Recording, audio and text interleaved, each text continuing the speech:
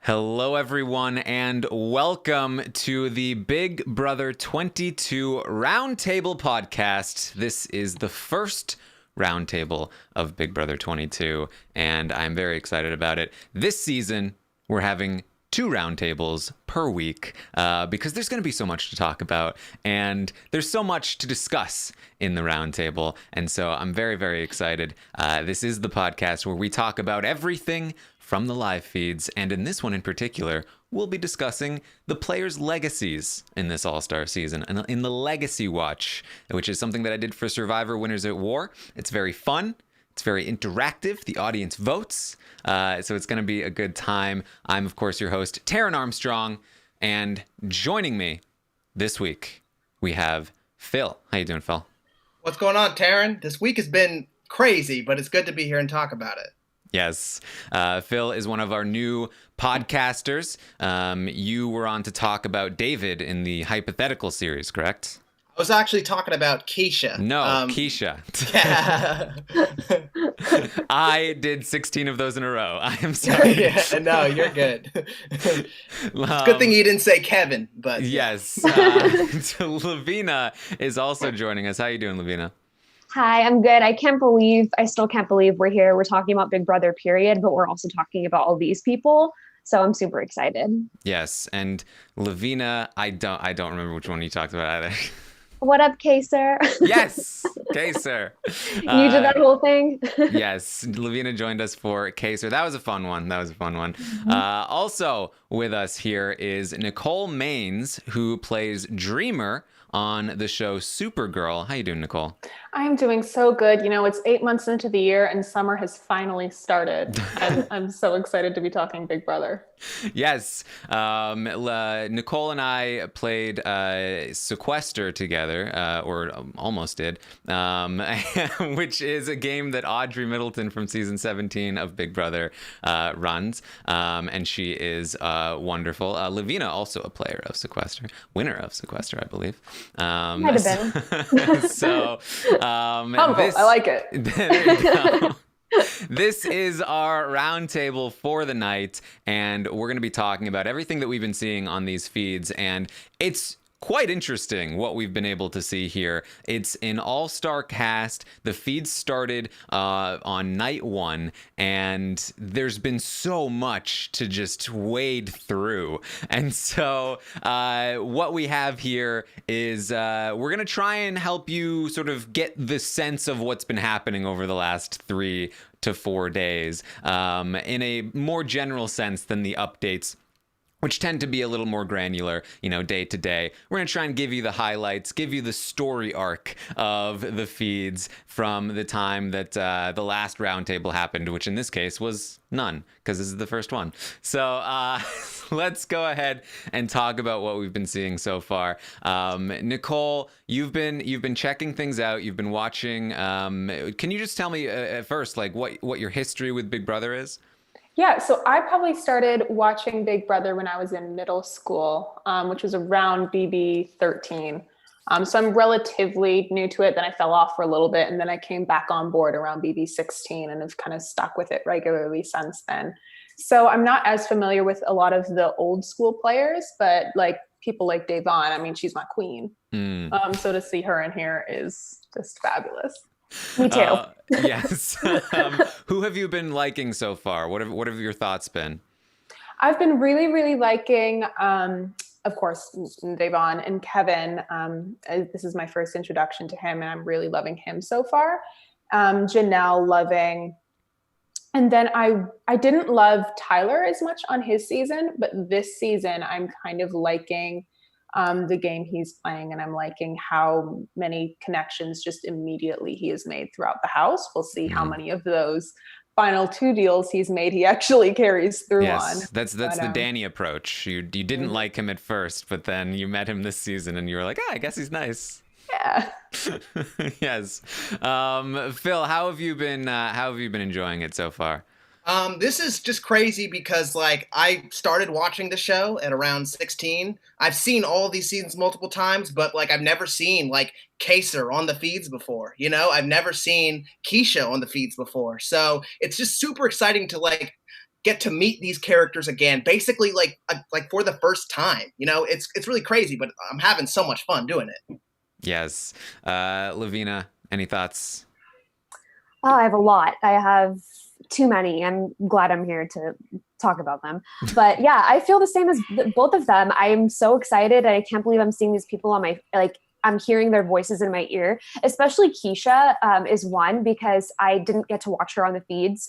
I watched her season multiple times. I had never got to see her on the feed, same as Phil. And it's just crazy to hear her voice that's so distinct, like in my ear, it's just crazy. I'm super obsessed.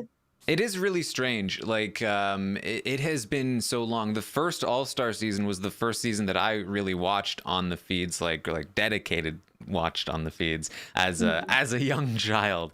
And so, like, I never really got this sort of sense of like, oh, it's all these different voices bringing me back. But like every time I hear like Keisha's voice or even Kevin's voice or Ian, like I'm just brought back to like what was happening when I watched them like what my life was like. Like it's so ingrained in me. Like you watch them so much that it's like then you just kind of forget about like all of those things. And so hearing them on the feeds and seeing them, it really like reawakens those memories. And I'm sure that's like a lot of what they're experiencing as well, going back into the house in a much more visceral way. Seeing the house, they talk about like it sort of smells the same. It's a lot. I have to imagine and some of them are struggling to a degree as well. So it's been very, very interesting to see. Yeah, I think that like when like a player like Kevin, for example, from like season 11, like you look at his edit and you see like a certain type of outgoing, type of person who's talking to everybody. But then when you look at Kevin in the house, he's the exact opposite of that. He seems to be a very like shy person and someone who's very closed off and having a hard time connecting with people. So it's for sure just interesting to see like this is a whole new person I've never met before, essentially, when you're not looking at the edit. Yes. So let's talk a little bit about what's been going on in the house, because it's a lot. And again, we don't usually get night one feeds. And so getting to see where these groups form and how these relationships form has been so fascinating to me. So much of it is just so random, it feels at times. And there are so many people that are just kind of sitting around and waiting and thinking like, I'll play slowly. And there are a lot of people who are playing aggressively. And I'm getting like further and further of the opinion that you kind of should be playing aggressively here, because if you don't, you might miss out. And if you, because the people that are playing passively are basically just sitting back and waiting to get lucky. And some of them are going to get lucky and some of them are going to be unlucky and they're going to be left out. And that's kind of what we're seeing here so far. As you guys saw in the premiere, Cody won the first HOH and he told Julie that he just wanted to do what the house wanted, an easy vote, and then hopefully nobody is going to do anything, be able to retaliate in any way. Lavina, how have you liked Cody's HOH reign so far? This is the most like chaotic first HOH I've ever seen. I don't know if it's like because of the safety. Maybe I'm jumping the gun a little bit here, but maybe it's because of the safety that two players received. I don't know if it's because of, it's an all-star season. I don't know if it's the environment. It's just like tumultuous. As far as his game goes, I'm a little bit worried just because, I've seen a lot of tweets saying like, oh, everybody knows, Cody's agenda. And I think that his intent was to lay low, just like you said, and do what the house wants. But I don't know if there was anything that the house wanted. I think if anything, it could have just been the majority that wanted, a Janelle and Kaser nomination. But obviously we're not seeing that. That's not going to happen. And I think lines are drawn, honestly. So I'm just a little bit overall worried for his game going forward. Yeah. I mean, it's weird because I think he came in and he was waiting for other people to make mistakes, that he was like waiting for something to present itself to him, and nothing has happened. And so he's just kind of like, I guess we should do this. Because so basically what has happened is that Cody and Nicole Franzel, and we're referring to her as Franzel because there's two Nicoles. The other Nicole is just Nicole, but Nicole Franzel is Franzel. You are Supergirl. I think we're gonna have to go with that. And so Franzel and Cody pretty quickly solidified the fact that they are a duo together privately, but most people are able to guess what's happening here. And they basically were talking through nominations. Cody was initially thinking of targeting Kaser. Kaser just gave him a vibe that like he didn't know him. He was surprised to see him, and Kaser is a very like intense guy sometimes. Like he'll talk to you in a very serious way, and I love it. But I feel like there was just a disconnect there, and so his idea was to target Kaser and to potentially put Keisha on the block next to him, mostly because he has no idea who Keisha is. He's never seen season 10, and he's like, I don't know, what is her name again? Keisha.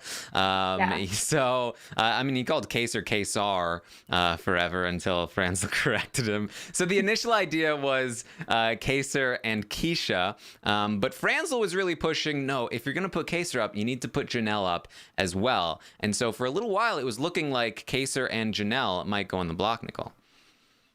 Yeah, I mean, it looks like, I think it's very interesting. And I think Franzel is playing a pretty smart move in pushing to get Janelle up, or hopefully would have gotten Janelle up on the block with Kaser. Because with her and Ian being the only two winners, I think it would have been a very, very easy move, a safe move to just put the two winners up. Especially the first week, you want to make as little, as small a move as possible, and you don't want to get as much blood on your hands. And you can just kind of say, all right, well, both of you already got your prize money, get out of here. And I think Nicole was very, very smart in, well, of course, having Cody on her team helps. But then I think pushing for the old school versus new school divide only helps her. Mm-hmm. Yeah, and I agree, and it seemed like there was like a little bit of tension between Franzel and Janelle. That Janelle doesn't seem to like Franzel very much, so it honestly, it makes sense as well, right? Like Phil, like you put Kaser on the block, you can't not have Janelle next to him. It's like the obvious clear target. And I definitely think a lot of that also, just like with Janelle being a target, has to do with Janelle's like social game. She is like this big, lion perceived player, but at the same time, I don't think she has the social game to back it up. Like most of the time when she is talking to people, she's just talking about other people. Like she'll be just be talking crap about Franzel behind her back, like to someone like Anthony or Nicole Anthony, who would not like something like that. So I definitely think that, Franzel, I definitely think, that Janelle does not have the social bonds required. So it is definitely an easy thing to just put her up right next to Kaser. Mm-hmm. And they're both a pair. They're easy targets in that way. They don't seem to have too many other connections. It kind of just made sense, but there's a wrench thrown into this. A wrench called the safety suite. The twist that was promised in the first episode, in the premiere. The details are that every week for the first 3 weeks, you have the ability to choose to play in a safety competition. You can only play once in those 3 weeks. So you have 3 opportunities, and once you play once, you can't play again. So if you choose to play, then you will be competing against anybody else that chooses to play. And if you win safety for the week. If you have that safety, you can then choose a +1 to also be safe for the week. but they have to go through some kind of punishment. This week, it's a silly star costume. It may be something different in future weeks. Janelle pulls it off. She pulls it off. She 100%. do. Yellow is her color. Oh. She's a summer. Could she be a superhero in that costume, Nicole? You know what? I think she is a superhero. She already is. Warms my heart. Yes.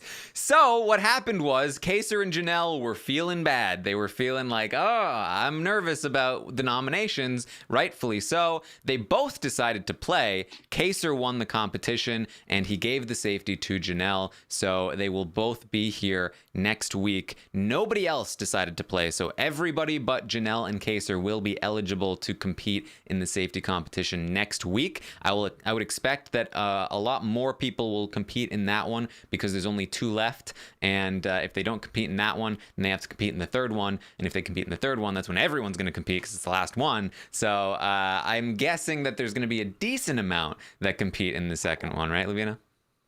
Yeah, I would say so. And also, it's just funny how going back to Janelle and Kaser deciding to compete, particularly Janelle, it's funny how she didn't, it kind of took her a minute to realize that, crap, these people might be targeting me and Kaser. And when I was watching the feeds and then they cut to have the competition, I was concerned. I was like, is she going to play? Like, I was like, am I the only one seeing this? Like, I was very concerned that she might not even play. And I'm glad that she did. Glad that Kaser did as well. Yeah. That's definitely going to be like a big segment on the episode of like, oh, should I play? I don't even think I should play. Oh, no, she's not going to play. What are we going to do?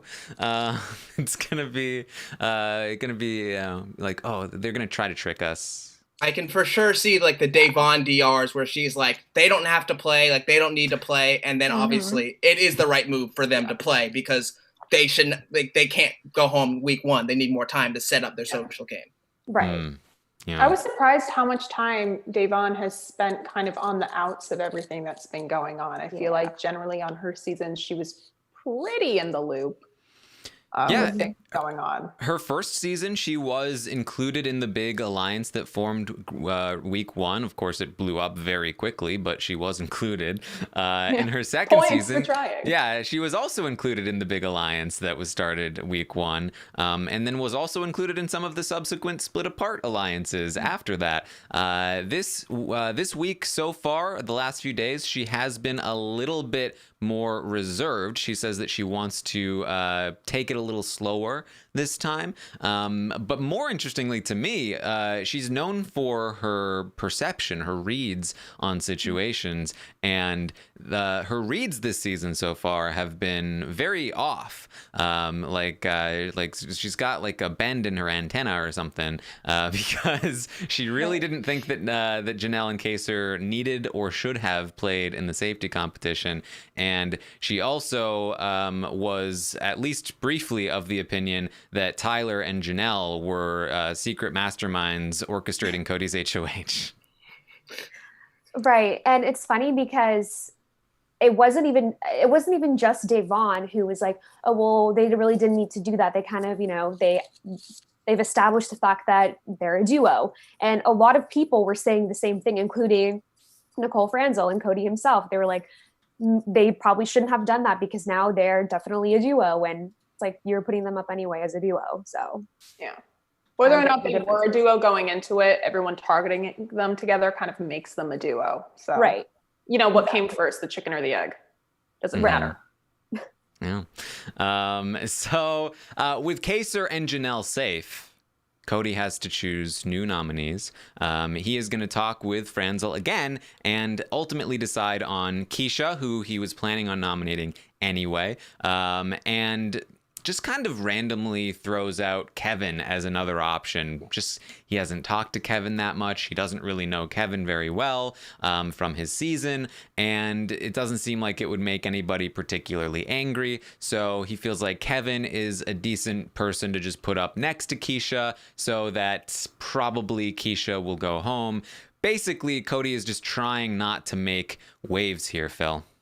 Yeah, I think like that is the weirdest part about this whole HOH. It feels like he had no real plan. The only thing that he wanted was like, he was like, oh, I don't trust Kesar, so I guess I'll put him up. But after that backfired, I don't know. Like, he seemed like after he nominated them, he had a genuine conversation with Kevin and he had a genuine conversation with Keisha. And I feel like, they both would be willing to work with Cody. And so I feel like Cody kind of has no real plan. He just, like you were saying, he just does not want to rock the boat at all. But I do not think that, he's really setting himself up for the rest of the game.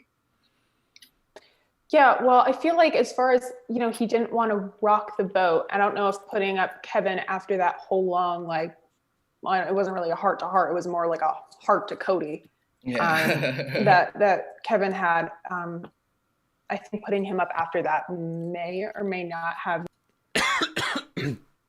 It will be interesting to see because, of course, Kevin was like, "Oh, no hard feelings." But we'll see. If someone put me up after, I had a whole long conversation after them, I'd feel the type of way. Right. And he definitely felt guilty about it too. Obviously we saw him, like that picture of him with his head in his hands. I don't know. I'm worried about Cody flat out. Mm-hmm. Yeah. It's a tricky spot. It's a tricky spot for Kevin. Kevin was trying to get Sorry. Kevin was trying to get Cody to not nominating him essentially. He was trying to offer Cody as much as he could. He kind of saw that he was in trouble, but he wasn't able to get to him in time. Again, a lot of these players have been very passive. They've been kind of waiting for things to happen. People are worried about saying too much. How have you have you gotten the same read, Lavina? I think so. I think that a lot of people are just comparing whatever last couple of times that they've played to this moment right now. I think Davon's doing a lot of that. I think the only person who isn't really doing that is probably Danny, but we'll get to that. Yeah, I think just a lot of people are comparing to their previous games and they're playing a little bit scared. Granted, it is the first week and maybe we're just not used to getting all of this information in this first week because we don't get feeds.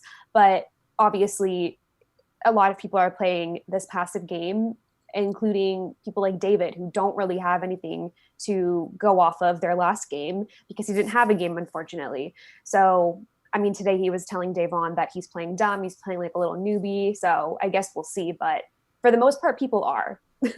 Yeah. So it does look like Keisha is probably the one in trouble here between herself and Kevin. There's a lot of people who feel good about Kevin. He has made some good bonds with people. On top of that, it does seem like it's Cody's preference for Keisha to go.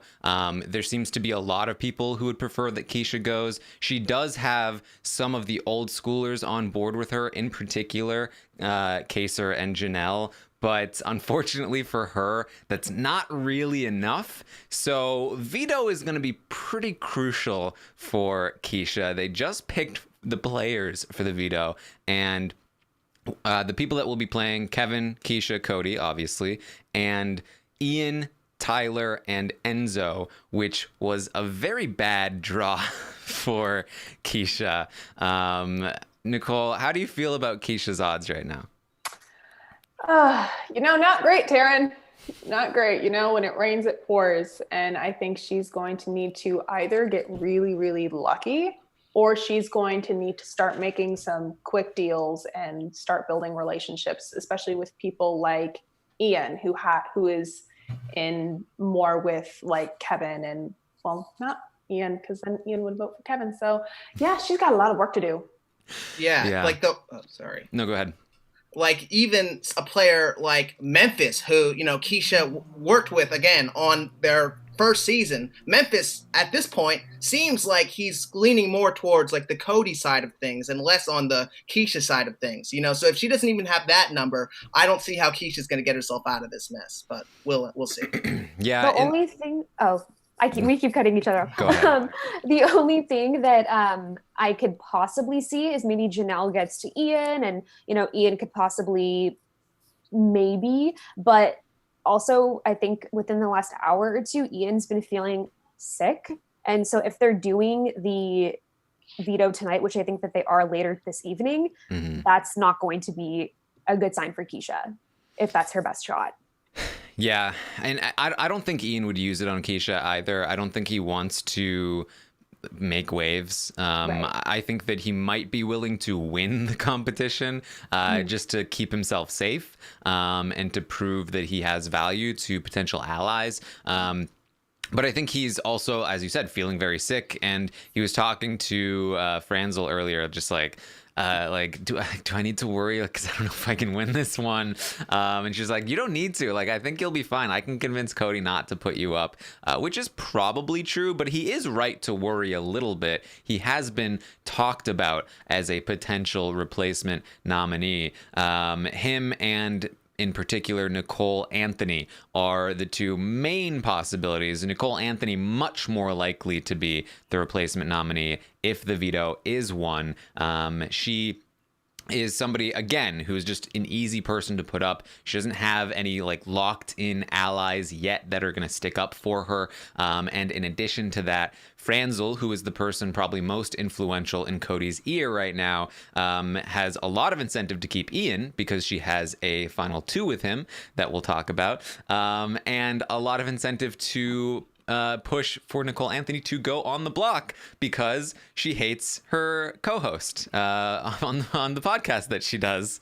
So Drama. Yes, drama indeed. This podcasting thing has been a problem for Nicole Anthony in the house. First with Danny, who she reached out to be on her podcast, and Danny kind of ghosted her. And so Danny's been like, I'm worried that she's going to be mad at me because I did that, and she might come for me because of it. Danny did speak to Nicole about this to be like, I hope you were mad. And she's like, oh, no, of course not. But she's like still worried.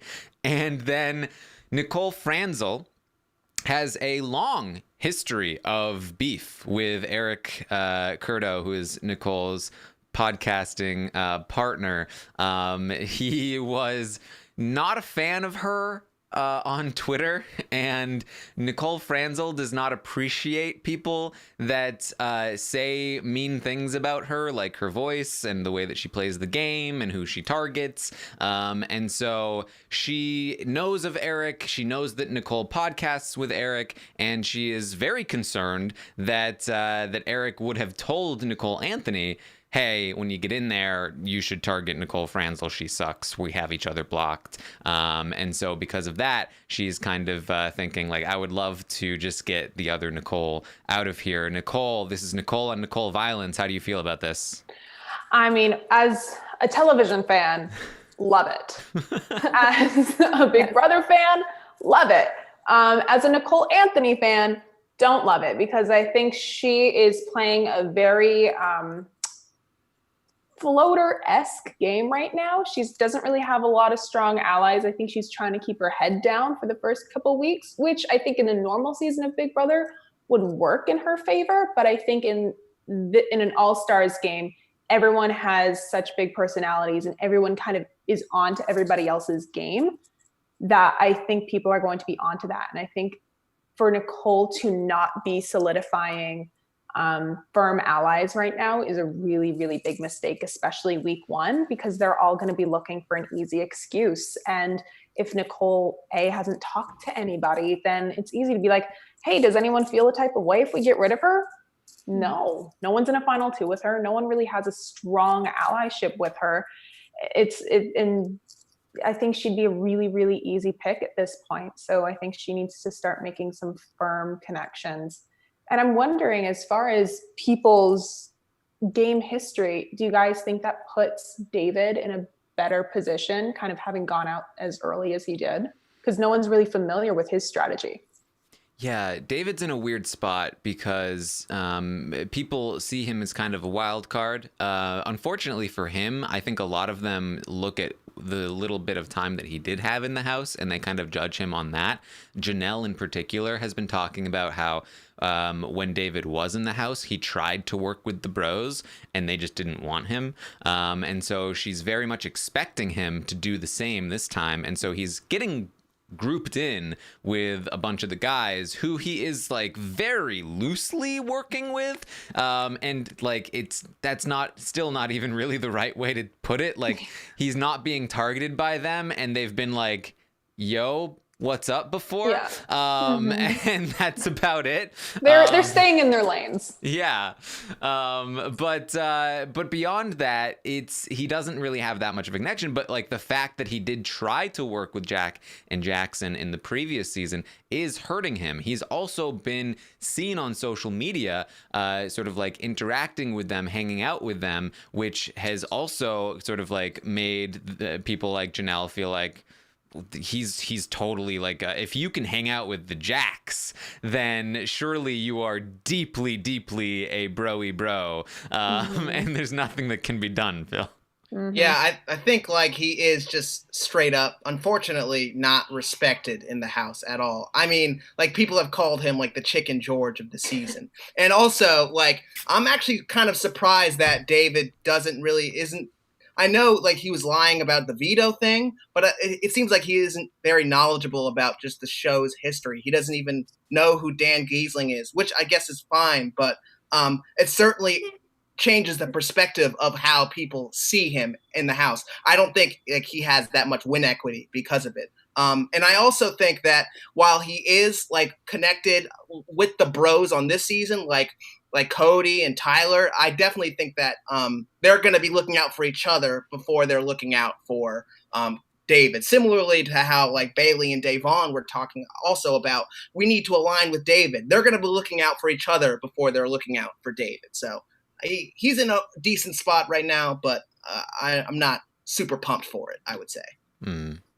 Right. Yeah. And I think that he's somebody that's easy for them to just cut along the way, like an easy HOH, even though a lot of, like, as a fan, we see it, unfortunately, as kind of a waste of an HOH. To them, it's just an easy, chill week. And I'm sure he's just going to get lost in the middle. Yeah. The long game isn't there. Right. And again, Cody called him Kevin. I just wanted to say that, which is right. Does not bode well for either of them. So there have been a lot of. So at first, Cody was calling Kaser Kesar, which he was corrected on. Then we had Memphis called Jackson from the previous season Jared. Memphis has also been calling Tyler Taylor, which made its way to Keisha, who's been calling him Taylor, in front of Janelle, who's like, Taylor? And she was Twin like, twist. It's not Taylor. What is it? Trevor? She was like, don't say that in front of him, please. No, Don't. it's Tyler. And then Cody was also in the storage room with David, and he called him Kevin multiple times in a row, and it was so hard to watch because David didn't correct him. So Cody was just like I'm not gonna like I was telling him, I'm not gonna throw Kevin up there, like you already did, Cody. And then he was like. Oh, and you know, nobody's gonna look at it weird if you like oh, Kevin won the veto. David's just sitting there taking it, not. I feel like he wasn't correcting even him. listening. Bless his heart. Yeah. So that's been interesting. The name stuff has been weird, but the three people that we are looking at right now that are in a lot of danger for sure, Keisha, Kevin, and I would say Nicole Anthony. If Keisha wins this veto, I would expect right now the most likely replacement is Nicole Anthony. I would think that Nicole Anthony probably goes home in that situation, although it could be interesting because she does have some connections, not enough that I think would like go like ride or die for her right now, but enough to like put up more of a fight than Keisha, than they would for Keisha. Whereas I think the Cody Nicole Franzel side of things would probably push kind of hard to get Nicole Anthony out if she's the replacement in that situation. So that could be a more interesting vote if Kevin wins the veto and Nicole Anthony goes up as the replacement. I would expect that Keisha still probably goes home unless Cody and Franzel and that group change their minds and decide they would prefer Nicole Anthony to go. But that's kind of a tricky spot because that leaves Memphis in there with Keisha, and Keisha's still with Janelle and Kaser, and that's kind of a dangerous thing for them. So those are the three people here, Nicole. Do you think there's any world where Kevin, out of those combinations, where Kevin loses to either Keisha or Nicole Anthony? I think he's in a pretty good spot with those other two as potential noms. His worst case scenario, I think, is Keisha wins the veto, Nicole Anthony goes on the block. But even then, I think he still has a very good shot to stay. Yeah. So Kevin should be fine here, but yeah, because he has a much closer relationship with like Davon and Bailey and a couple other people. I mean, Kevin is look, it's very, very early days. The week is far from over, and the house is far from solidified in terms of where people are. So a lot of things can change. But as of right now, Kevin does seem like he has a pretty big lead on Keisha because he has Cody and Franzel and all of the people that are working with them. And on top of that, he's also closer to the swing votes, Davon, Nicole Anthony, Ian, like those people. So he should be good according to that. But again, there's a lot of time that can where things can go wrong. But if Nicole Anthony goes up, then things could be a little trickier for him, Lavina. Yeah, I mean, every single conversation that I've seen where people bring up Kevin, it's always wildly positive. It's, I love getting to know him. He's the best, you know. Obviously, Cody was very upset. He felt like actual guilt when he put him up. So I think that obviously the HOH, you know, having that opinion could sway the House vote easily, especially in a first week. And yeah, I think that people just really like him. And again, it's the first week, and a lot of people at least think that they want to vote based off of, do I want to live with this person? Do I get along with this person? You know, and then, I don't know, it's just different. This All-Star season, there's a lot of factors, but I think that's one. Yeah.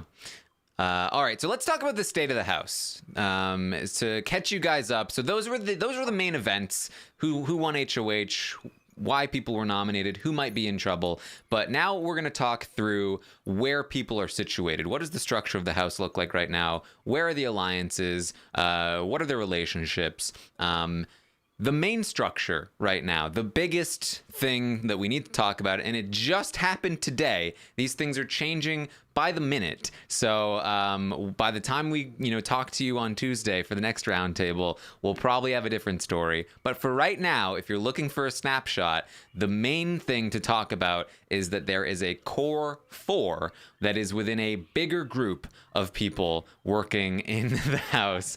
And that's trademarked, by the way. There you go. I'm going to switch over to a view. If you're watching the video, then you can see a visual representation of what I'm talking about as I go. So this is the Legacy Watch, which we're not talking about quite yet. But I'm going to use this format to talk about the alliances to get the pictures on the screen for you guys as I go. So the core 4 of a bigger group is Cody and Franzel, who are a tight duo. Cody's the HOH. He's in trouble. He's in charge. Nicole Franzel has helped Danny get into this crew, and Enzo is in good with Cody. These are the 4 people who are really essentially running the game right now, but it's hard to really say that because, what game is there to run quite yet? But they are on top of things more so than anyone else.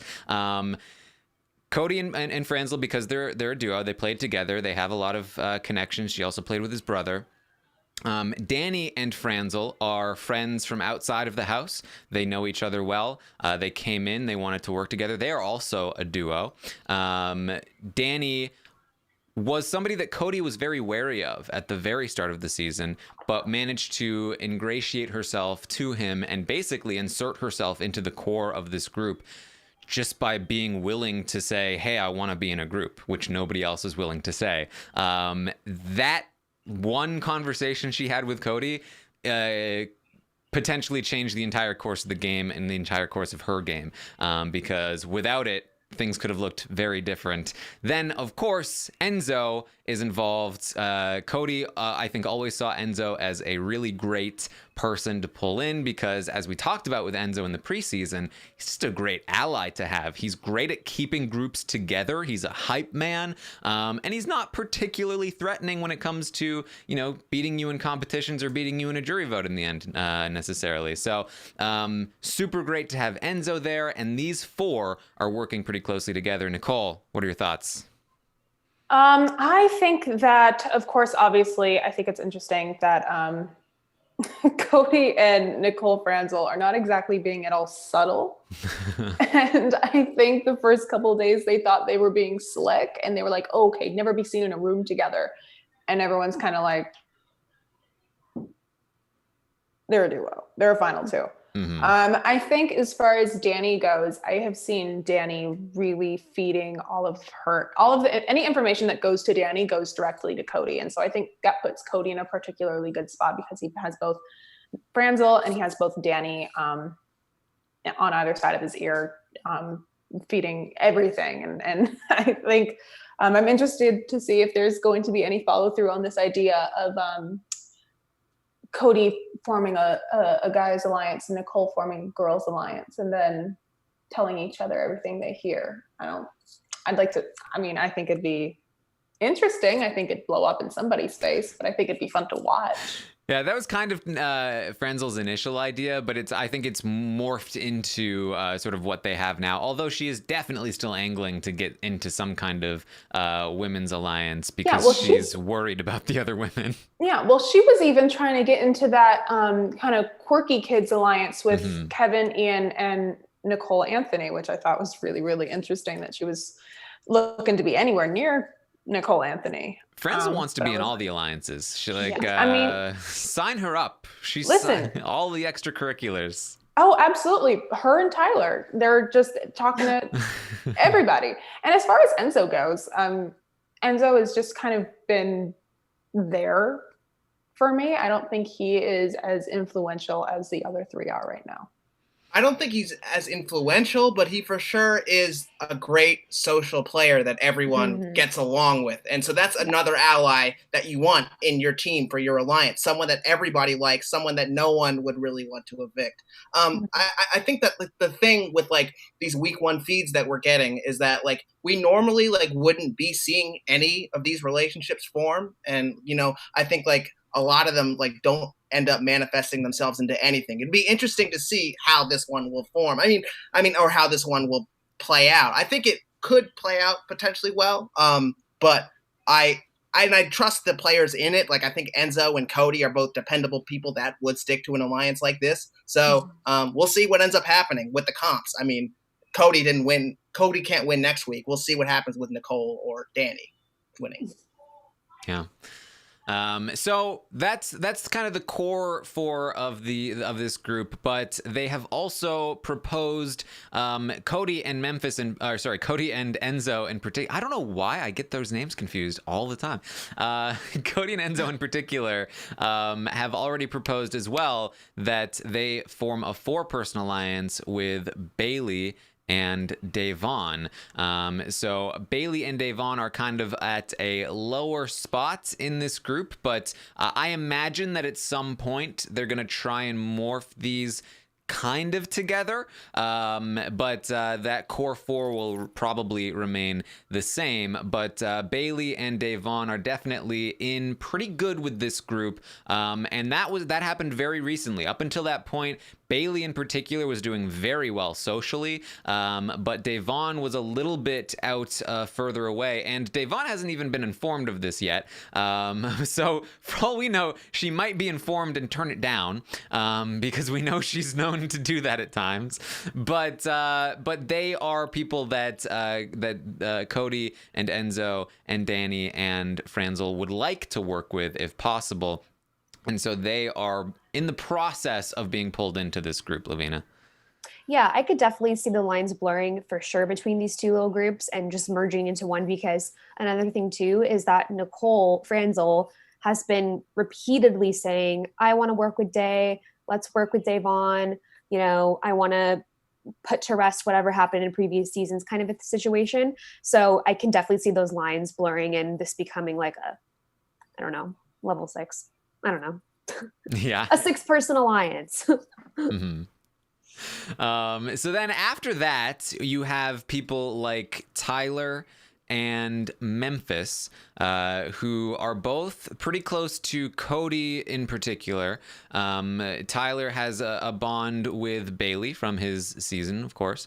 And Danny is kind of working on Tyler as well. Memphis has a bond with Cody that some suspect may have been from the pregame, but it may have also just been from the time that they've spent together so far. But these are two people that most of the people in the group above them have expressed interest in working with, but not super closely because, look, Tyler is super dangerous.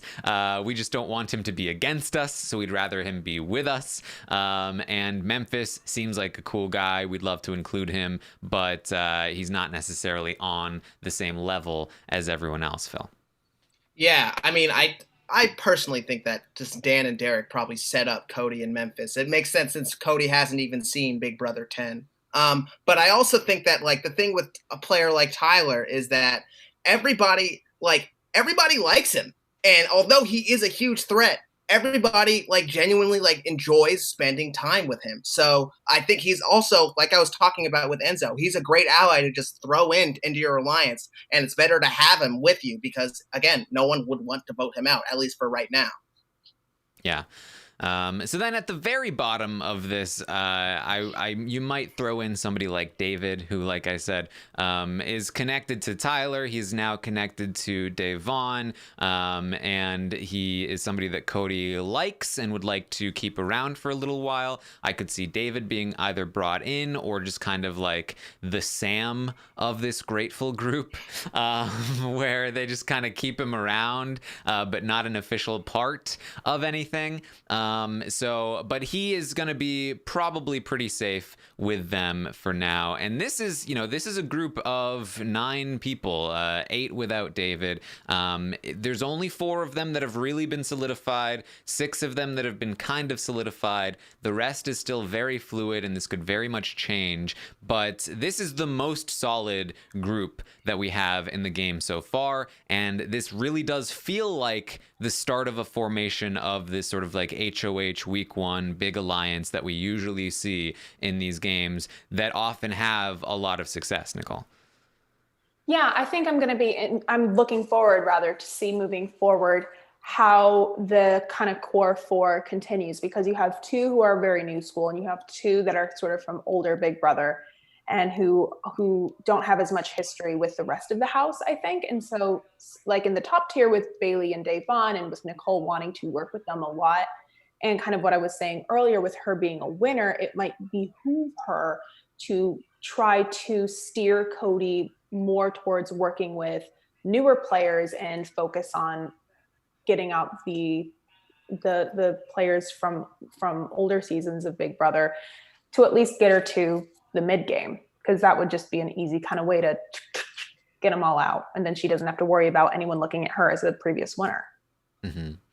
Phil, how do you feel about the chances of this group? Do you think they're going to come together? Do you think this is going to work out? I'm pretty apprehensive about Nicole and Davon being together, just because I feel like Davon might still end up having an axe to grind later on. And I also think that, with, like we were saying before, like Danielle and with Enzo, they are like old school players, but I don't know like how, if they have that much of a connection with a lot of these, like, because most of these players are more new school. And you want to look at the other side of the house, they are like the old school players. I don't know how Enzo and Danielle are going to be able to really ingratiate themselves with like, past like outside of the house bonds, but we'll see. It might end up imploding like in week 2. So who's really to say? Truly. So this group, they also have some hooks in Christmas. They also have some hooks now in Kevin, especially if they keep him around. So don't be too surprised if you see either of those names pop into this group. Maybe some of these other people getting kicked out, depending on how things go. Even Nicole Anthony, who has a pretty close bond with David and Devon and Kevin could be absorbed into this group potentially, depending on the circumstances. The people not likely to be brought into this group at all, Keisha, Kaser, Janelle in particular, are the most on the outside thus far. You do have Franzel in particular, who would love to work with Kaser, especially because Kaser might be able to stop Janelle from coming after her. But Cody is pretty anti-Kaser, and it doesn't seem like Kaser would be willing to work with these people either. Kaser and Cody have had a lot of conversations, a lot of long conversations, and nothing is changing. So this is a relationship that is probably never going to change because they've tried a lot, and it just isn't there.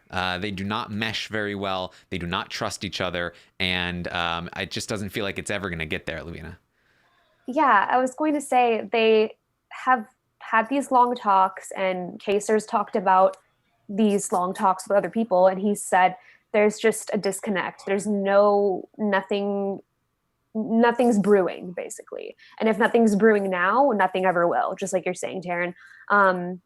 And I think it's just the matter of two guys who just can't help but be like the leader. I don't know. That's how Kaser is. Mm-hmm. And they're bound to bump heads. So, especially because Cody's the first HOH. Yeah. All right. So that's one group. There is another alliance. You might want to call them the Old School Alliance. That's mostly consisting of, and they're not like a solid named alliance by any means. These are my names that I'm coming up with. But that would be Kaser, Janelle, and Keisha, who are working pretty closely together. Kaser and Janelle are trying to keep Keisha from going home this week, and they might not succeed.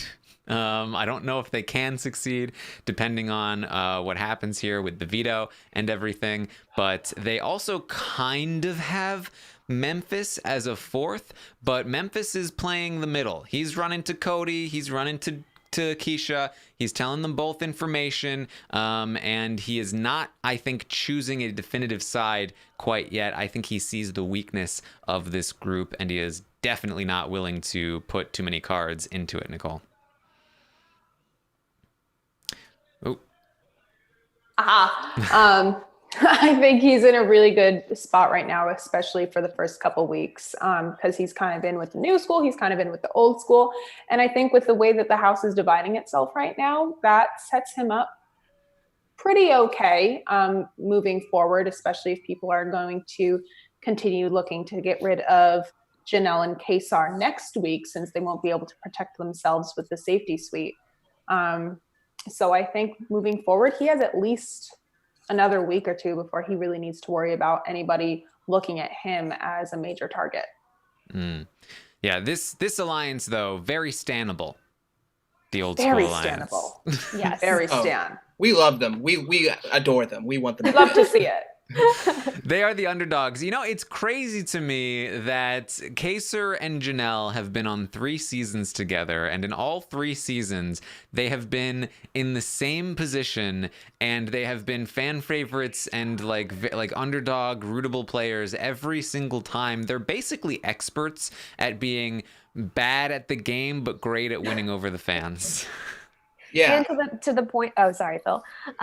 And to the point where people will do mental gymnastics to really defend their bad gameplay, me being one of them, all of us being 4 of them. So it's all part of their master plan. Just wait, it's going to turn itself around. Right, exactly. I think like the fascinating thing about like watching Kaser play this time is that like he's in this position, and it's like I'd say about 70% his fault. just because of the way that he acts with people. He is like, everyone thinks he's either like too intimidating or scary. They all like him, but they all kind of know that like he is like an intimidating person. It's just based off of the way that he like talks to people, right? So I mean, if Kaser got evicted pre-jury 3 times, and we all love to stand a legend, of course, but maybe it's his fault, you know.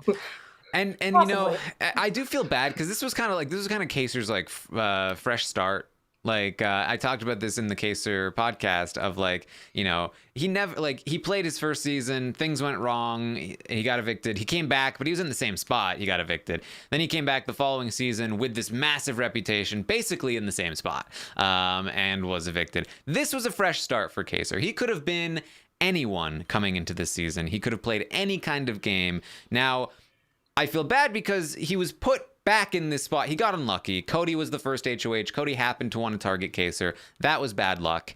But Kaser also can't help himself. Like, Kaser just wants to declare war. When somebody is like forming a team, he's like, oh, no, raise the flag, rally the troops. Keisha and Janelle were just laughing about it. Keisha was like, I'm just worried. I'm like, I feel like I'm gonna go home.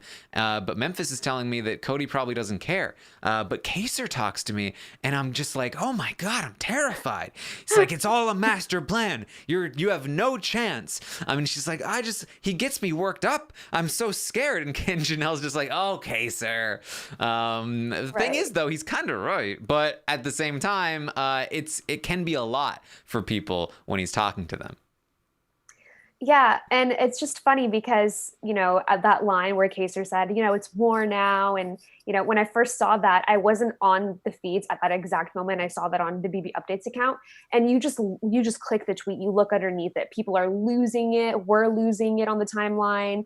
Like, he could be in the worst possible position. He could be out the door and he could say, it's time for war. And we're all just going to be like, we stand, like, retweet, like, you know, it's Kaser. Mm-hmm. Period. Yeah, he talks a lot about just like setting up for, or he talks about like you were saying, like, this is war. But then like after that, I don't know, like, he has correct reads, of course, but I think he does need to actually like really make a full on 100% attempt to set up a squad, set up a group to, you know, go against it. I don't think his squad is like that loyal to him right now. Do you think it's part of his strategy, kind of trying to rile other people up in hopes to kind of put them into panic mode, make them like smell blood in the water and hopefully blow somebody else's game up and make somebody else make a mistake and make them a larger target than him? Yeah. Yeah.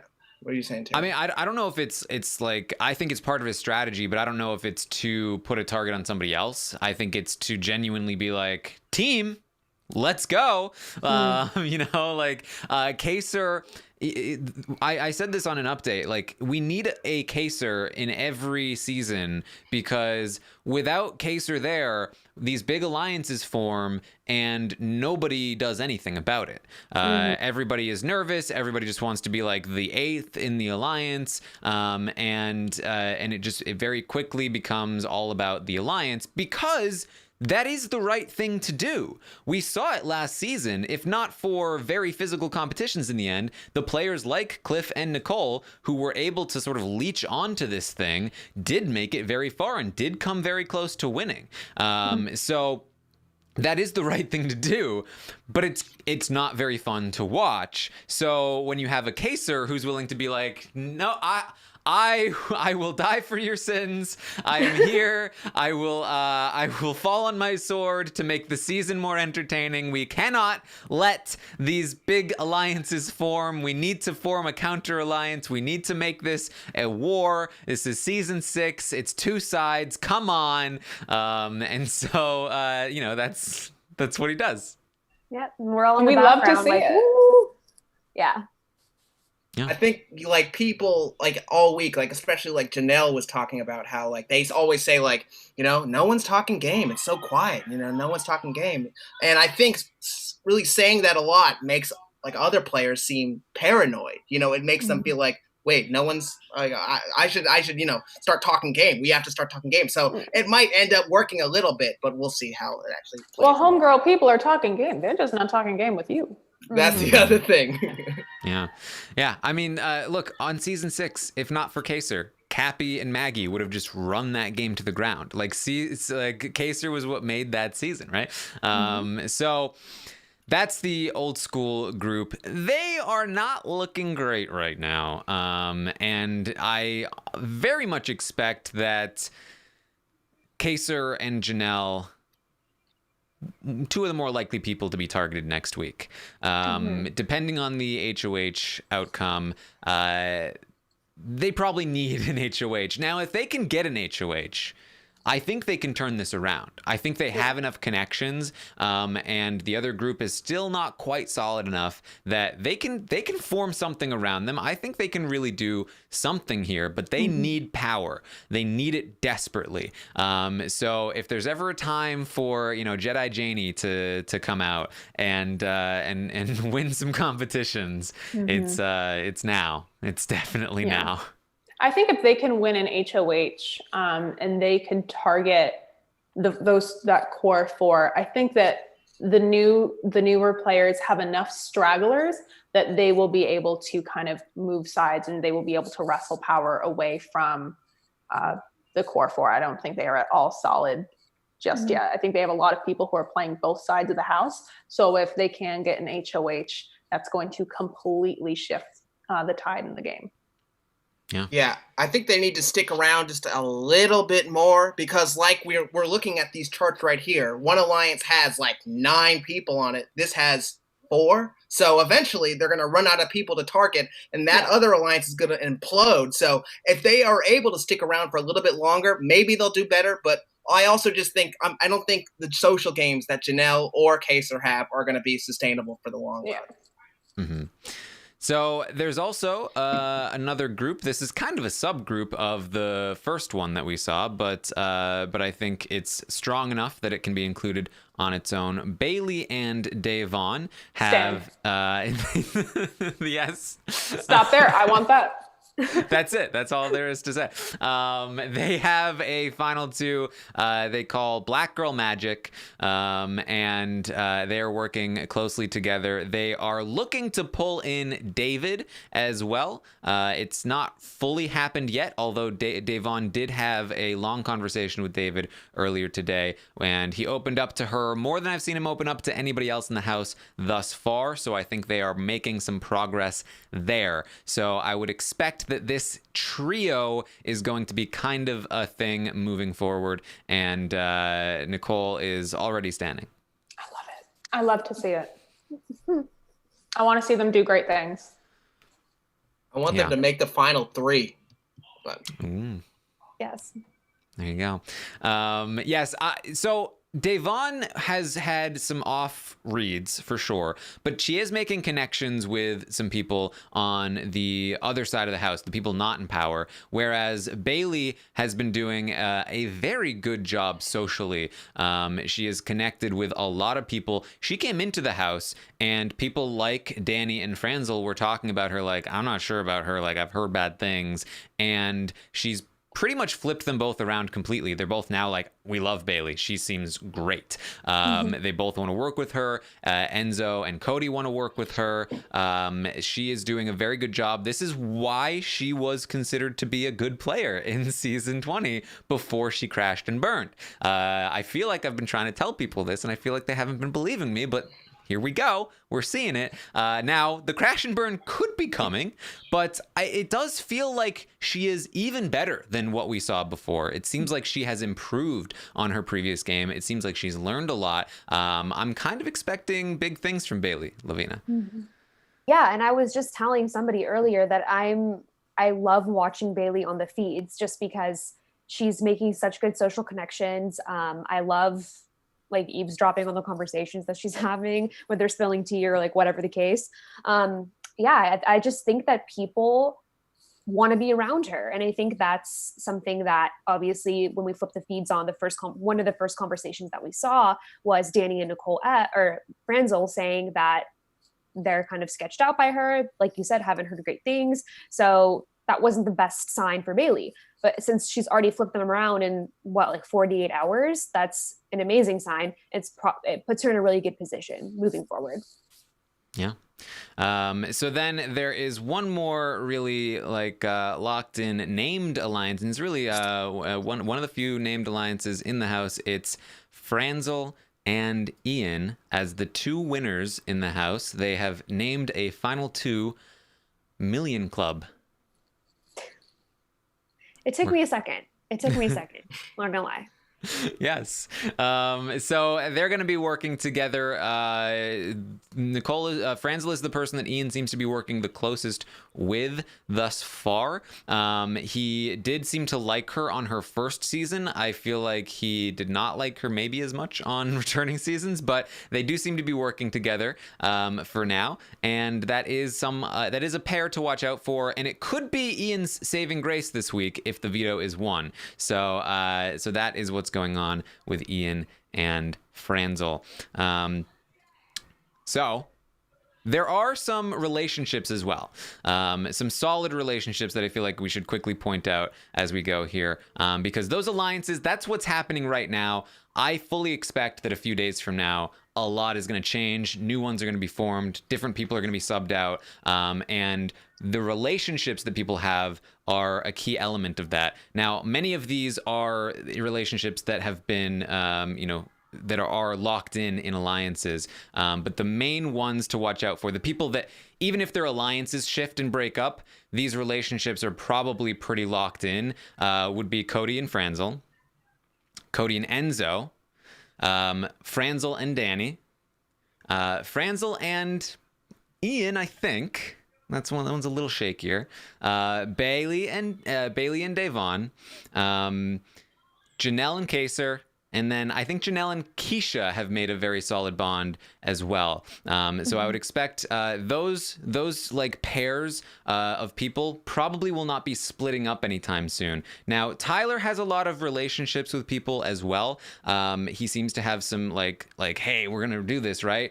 But he hasn't followed up a lot. And I haven't seen enough evidence to be like, yes, this is locked in. Like, he's got these people for sure. So I can't quite list those yet, but he is working with Bailey. He's working with David. He's working with Christmas. But I don't know. Tyler's been very, like, he has those bonds. He has those connections, but he's been very slow playing so far. I think he genuinely is worried about overplaying, about, putting a target on his back. I'm sure he's heard a lot, like, oh, Tyler had too many Final 2 deals. He played too fast, too soon, whatever. That's kind of what he's doing this time, though, still. Well, some people are saying that. I'm saying I think he's too slow right now. I do. I think he's missing the window on this big alliance. I think he's missing the window on Nicole Anthony, who is like, I've been waiting for Tyler to come to me and say, like, hey, we're both friends with Ovi. He hasn't talked to her at all. He talked with Bailey like once or twice. He talked with David like once. He talked with Christmas once, and he talked with Cody a couple of times. All of those relationships, like, they're moving on. They're fine. Like, they're creating new relationships. They're bonding with people. And I feel like Tyler's going to be kind of left out in the cold. He even has somebody like Danny, who I think is one of the top players on the board right now. Very impressed with what Danny is doing. She has a lot of relationships. Some of them, kind of shallow, but like good enough. Danny is trying to make a connection with him. She pulled him into a room earlier today and was clearly like, hey, I like you. I wouldn't nominate you if I won HOH. And he was like, yeah, I'm not really hanging out with anyone. I was sitting in a room by myself for 6 hours. She was like, you can come hang out with me. Like, she is trying. And it felt like he didn't even want to be there, be in the room. He kept like walking away to leave, and she kept like, so what do you think about this? And it just like I don't know, Swing and a miss. yeah, what is he doing, Phil? I don't really know. I mean, I thought that, like, Tyler, like, for example, like when Cody on night 1, Cody said to Tyler, like, we're good. I assumed like they had a pregame relationship. Same thing like with the David thing. I'm assuming that they had like some kind of like pre-game alliance or something like that. But you're right. I haven't seen that much evidence to really suspect that after that. So I don't think Tyler like has set himself up well for the future of the game. But again, people still like him. People still want to keep him around. So I wouldn't count him out yet, Taryn. I would still hold out a little bit of hope. Mm-hmm. Hope. He's playing slow because it's week 1. We'll see what he does in week 3. You know what I mean? He's just building those social relationships right now. Yeah. But again, like slower.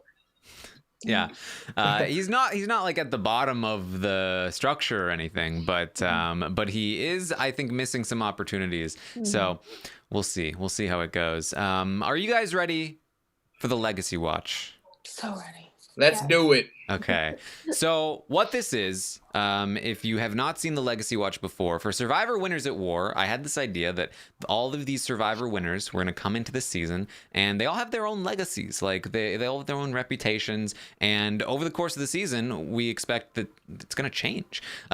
Good winners are going to be considered to be worse winners, and, other winners are going to be considered to be better winners because maybe they won for a second time. And I wanted to track how each episode kind of influenced the audience's opinion of the players as we go. And so I thought a lot of people were interested in seeing something similar for Big Brother All-Stars. The sort of like the list of like best players in Big Brother, it's pretty stagnant. We only get one season a year, and there's only like 16 players every year. So it's like there's not a lot of new additions that can be put into contention most of the time. And recent seasons have not necessarily produced like great players all the time. Tyler is one of the few that was like, oh, this might change things up like a little bit. It might insert one person into it. But Big Brother doesn't do All-Stars that much. And All-Stars is really what shakes things up because it can take players who were considered to be good players, pull them down, take other players, pull them up. It can really shake things up. So I wanted to look week to week. What are we thinking in terms of legacy of the players? And what legacy means is it's not just necessarily gameplay. It can also just be reputation as a whole, their history in the game, their importance to the franchise, how much you like them, all kinds of different things. I do think that gameplay is often considered to be one of the primary focuses. Like the best players of the game are generally have the best legacies, but it can really be like anything you want for the most part. So I polled the audience before the premiere. Over 3,000 people responded in just a few hours with their takes on the legacy of each player playing the game prior to the season starting. And that's what I want to go over here today. Next week, I'll have a new poll out, a new survey, and people will, fill it out then in terms of like real time. How have things changed since the preseason idea of where these people stand? But for now, let's look at how people saw the players coming into this season, and we'll start at the bottom and work our way up. Lavina, do you have a guess as to who was at the bottom of the Legacy Watch prior to the start of the season? Why you do this to me? I feel bad, but David? No, actually. Really? Yes. Christmas. Yes, Christmas. Okay. Christmas, wow. Who landed in the bottom tier, the very bottom tier. So there are 6 tiers of legacy, right? There's really 5 main tiers. There's top tier players, upper tier players, middle tier players, lower tier players, and bottom tier players. And then there's a bonus tier at the top for your Dans and your Wills and whoever else. And that's the gods of the game. The truly elevated status for the Survivor Legacy Watch. Those were the legends, the legend tier. For Big Brother, it's the gods of the game. So Christmas at the very bottom. People not big fans of Christmas. She was a Paul minion all season long. She basically gave up the game at the end. She played with a broken foot, and she won a foot race, which people I don't think appreciated. Nicole, how do you feel about this? I mean, I don't get it. Like, I understand, like, some people might not be necessarily likable, but I think that if you can, especially her who came on to the show on this platform of I am a fitness beast and I'm going to kill every competition I play. And for her to, how many weeks in, shatter her foot and then completely have to rework her game strategy and to still make it to final 3. is not half bad. And was she a Paul minion? Yeah, but if you look at Paul's gameplay, everyone was kind of a Paul minion. So I think she didn't do that bad on her season, and I think I would have put her a little higher because, you know, regardless of whether or not she was running the house, she still made it on a broken foot, and she was adaptable. I'm wondering if there's a correlation here because Amon was also talking about how he felt like he liked Christmas more than most. And he also had like what looked like Christmas lights in his video. Oh, God. They're on to us. Did she send you those lights? Yes! We're part of a secret Christmas society. Phil, are you part of this secret Christmas society? No, I am 100% not a part of the secret Christmas society. Unfortunately, I did not get the invite. That's why you didn't I'm get the email bitter. about her being on the season. Oh, I got that email. Yeah, I got that email.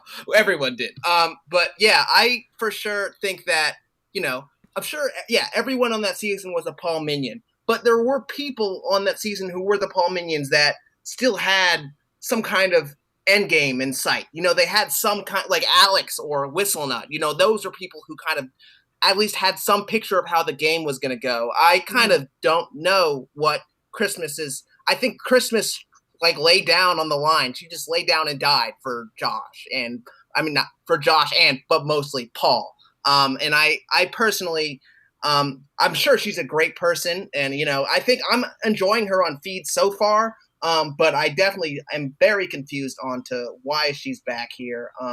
Maybe just to kill it in these comps like the fitness goddess that she is. I hope she is able to do that, but I'm very confused on as to why she's on this season. But I hope she proves me wrong. Well, Lavina, surely there's nowhere she can go but up, right? She has probably some of the most upside of any player. She starts in the bottom tier. She now doesn't have a broken foot. She doesn't have a Paul in the game to hamper her in that way. Do you think that Christmas's legacy can rise? How far can it go?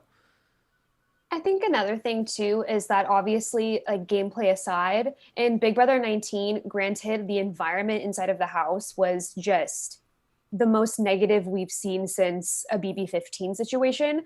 I think that her treatment of certain house guests also left a really bad taste in the fan base's mouth. I mean, myself included.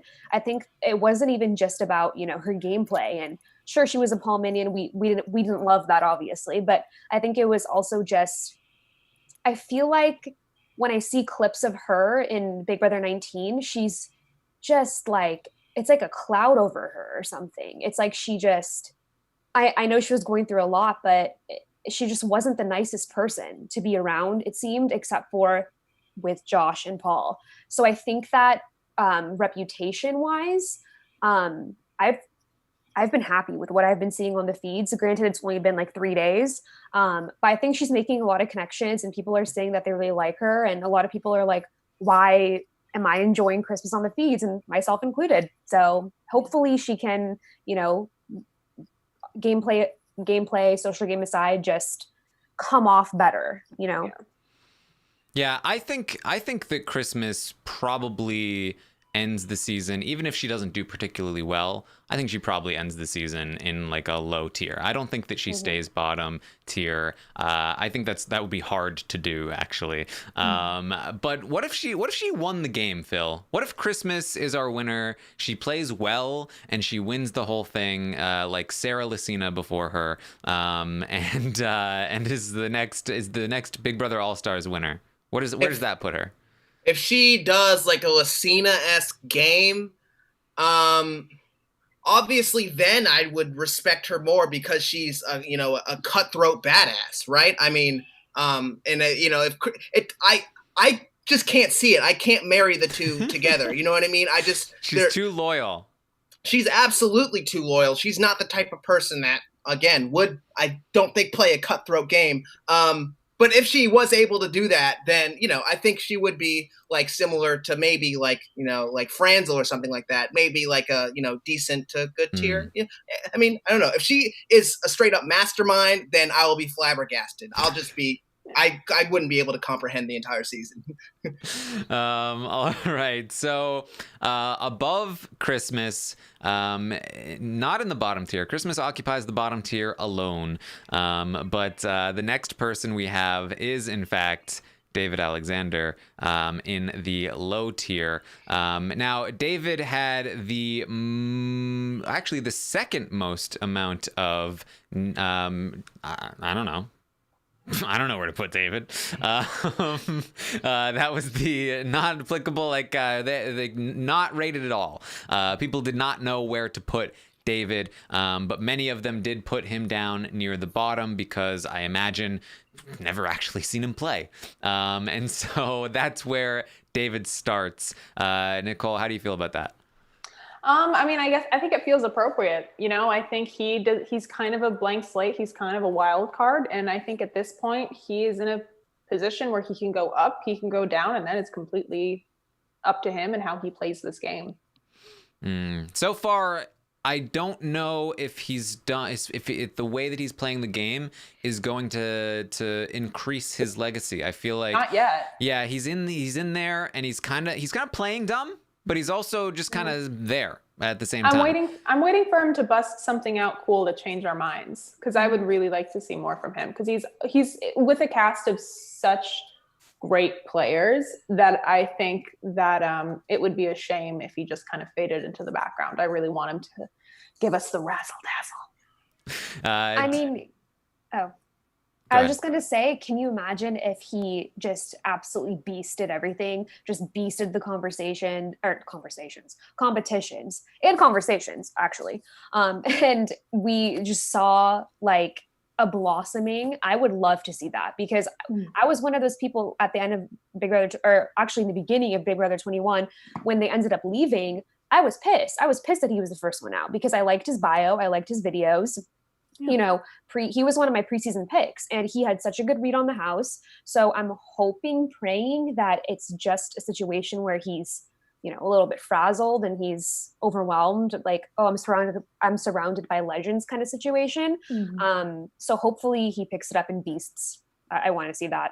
If the difference, I think, between like David going and like beasting it out and Christmas going and beasting it out, for me, is that Christmas already did a whole season. You know what I mean? So if she completely kills another season, then I would just be confused. But if David did it, it would make a little bit more sense to me, because a lot of this game has to do with luck. So I would assume, hey, David has got, the short end of the stick on one season, but he's actually a great player. I think the thing with David, though, and why I think he is a little bit above Christmas, is because even though he was the first boot, they gave him some kind of like mastermind edit. Like he had like the whole house pegged. He had a correct read on everything. Of course, it is easier when you're evicted and then come back in and you're able to pick up on things that people aren't able to. But I certainly think that he got a good edit for being a first boot.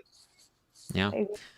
Yeah, I like I said, I'm not sure that the way he's been playing so far will be enough. However, I could see that because he's playing very low key, he could turn into an underdog. If that sparks a fire under him, I think that could actually shoot him up in the Legacy Watch later in the season. If those two things happen, even if he doesn't become a better player, just having fire and being an underdog goes a long way. So yeah, I mean, first out, good edit. Can leave people in a good spot. He could be the Vanessa Vanjie Mateo of Big Brother. There you go. I don't know what that means. The Drag Race fans love that. That's for my gays out there. There you go. All right. Next up, we have Bailey. Bailey, who is just above David on the low tier. And this is very interesting to me, because I feel like in just a few days, I would imagine that Bailey's reputation and legacy has already come up a bit. And quite frankly, I think this is a pretty low place to start to begin with. Yeah. What do you think, Lavina? Absolutely. I was shocked when you pulled her picture up, because I think that what people are seeing when they think of Bailey previously to the 5th and the day that we started this new season, is her mouth bleeding, the whole situation, the argument, people are like, oh, she's, aggressive, whatever people say about that. And they forget to see that she makes great social connections. She did in Big Brother 20, and not just now. She did in Big Brother 20. She was in a great position. Maybe they see her HOH reign. Maybe they see she won the power app, and she ran and she told Rachel, I think it was. I don't know, but I think that she was in the best position of her alliance of, people that didn't really know what they were doing, frankly. So I feel like that's way too low. I'm still confused by that. I have to imagine that part of this, Bailey has a lot of people that don't like her. She has a lot of people that there was a big, Tyler versus Bailey, I think, fan war that still rages on to this day. And I think there are, also like, a lot of people that did not like the blow up that happened. And I've seen a lot of like people like, oh, Bailey is very emotional. She freaks out on people, and they don't respect her for that. A lot of that I see on Reddit.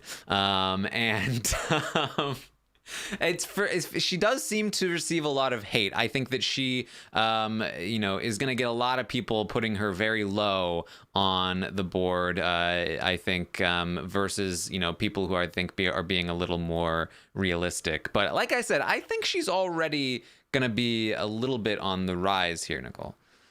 Yeah, no, I agree. I think people are latching on to more minimal negative blow up that she had, and I think people are much more apt to remember the one bad thing versus, the 5 good things that somebody did.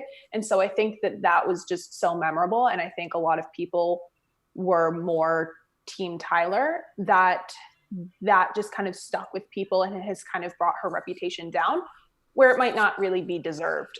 So I think that this season, with her going in, kind of having already buried that thing with Tyler, and she's just kind of, new year, new me, and she's playing a great game, and she's playing a great social game, and all of those positive traits that she had in her season, she's just bringing back. She keeps bringing it to you every season. So I think, that's all. Like you said, it already brought her up, and I think hopefully people are going to start seeing that more than she bled from her lip once.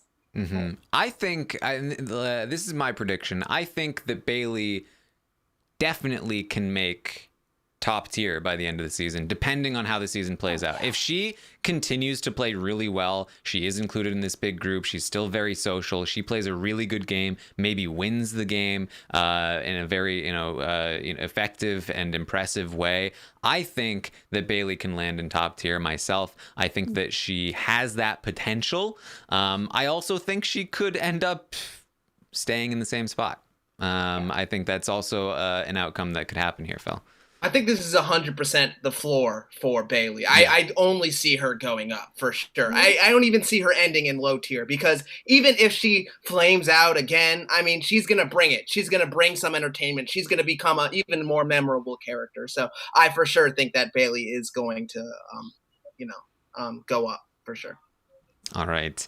Above Bailey in the middle tier, we have Enzo.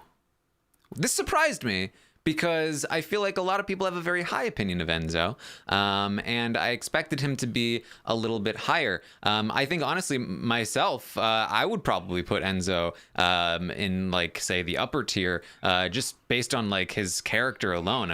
Everybody remembers Enzo.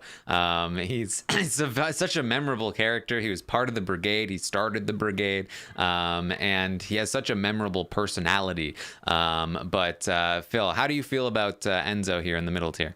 Yeah, it really, that surprises me, because I know, there's a lot of people who consider him like a top 20 player because he is the so-called mastermind of the brigade. I for sure think that, he is a little bit overrated for me, although middle tier is a little low. I just think that, of course he didn't win a lot of competitions. He didn't have that many close social bonds. So I guess I understand from Big Brother 12. So I guess I understand a little bit, but I also just think that he has a somewhat good solid, dependable mind for the game, and I think he is such like a loyal ally. And he again pulled off one of the greatest alliances in Big Brother history. So it's a little low, but I guess I understand it. Yeah, like character-wise alone, and like his importance to the history of the show alone, I feel like you gotta give him some respect, right, Lavina? Yeah, put some respect on Enzo's name, just The because. meow meow. You know, right, and you should. I don't know. I'm shocked by the last two, you guys, but I think that I'm shocked by this whole list. Let me tell you in advance. Oh God. Okay, we're prepared. Buckle up. I just think that, you know, even in this house, it's been like 3 days and everyone's saying, hey, we want to work with Enzo. He's fun to have around. He's loyal. And that's exactly what people were saying back in Big Brother 12. It was 12, right? Yes. I always mix them up in my head. But yeah, that's what they were saying. And I think that if he had gone to the final two, he would have won. And I think that he definitely deserves to be in the upper tier for me. Yeah, I think Enzo has a very high ceiling, though. I think that if he is able to even just repeat what he did, if he's able to make like Final Four, Final Three with a dominant alliance, I think that he definitely shoots up there. If he can win this time and do so in the impressive way that he tends to play the game, I think that Enzo could land top tier easily. I think he could land top tier easily if he is like if he ends up being like another mastermind. But also, I could see Enzo kind of after a while just sitting around and getting dragged, you know, to the end. I could see him even getting lower on this list. I mean, I'm not sure, but if Enzo ends up just sitting around this entire season and just being like the meow meow, I don't know. He could definitely lower. Yes, Emery in the chat says he's god of the game at charades. Yeah, I could see people getting annoyed because I hope he's not that person who's like, you know, repeatedly saying his legacy from like 10 years ago, like, oh yeah, I'm the meow meow. Like that's gonna get kind of old after like what 2-3 weeks. I don't know. Hopefully he doesn't become that guy, just like what Phil is saying, but I guess we'll have to see. Yeah. All right. Above Enzo, we have Nicole Anthony in the middle tier, which surprised me. She's very low on this list. She's the most recent fan favorite. She was like far and away the favorite when I did these surveys last year. I was like, her reputation either just like pales in comparison to all these other players, or has somehow taken like a decent hit here over the year, because she is ranked pretty low here on the Legacy Watch, Nicole. Yeah, I have to assume that it is just comparatively to everybody else on this list, because in her season and in post BB21, she's someone who I am constantly hearing in people's mouths, and people continue to talk about her. And even leading up to All Stars, everyone was, you know, assuming Nicole Anthony was going to be in there, and everyone wanted to know if Nicole Anthony was in sequester, and everyone was looking forward to it and talking it up. So I think that there is no, I can't think of anything that would pull her down, because she did so good on her season and she was so likable, and she's continued to be so likable. And her presence on social media is such a delight that I can only imagine that just comparatively to everyone else on this list, she is maybe not quite like legend status. Yeah. But I don't think she's done anything wrong. I think it's the gameplay. I think that people didn't respect her game very much. And after like not seeing her for a year, like the personality kind of fades away, and like you're not like immediately, oh, I love her. And so you remember the gameplay, and you're like, but her gameplay wasn't that great. And so that's maybe where she's at.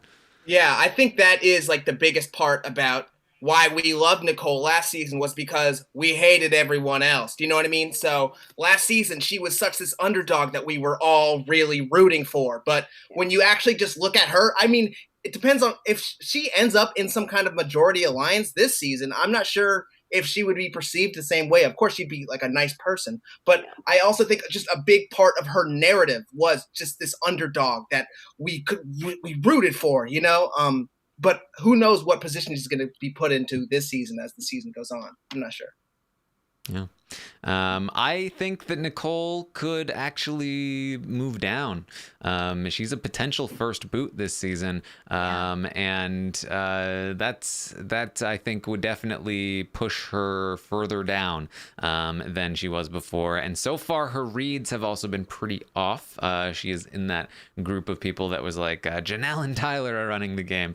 So if she goes out thinking that Janelle and Tyler are running the game, like that's a pretty brutal run for her in All Stars, and I could see that tarnishing what legacy she has here. Mm-hmm.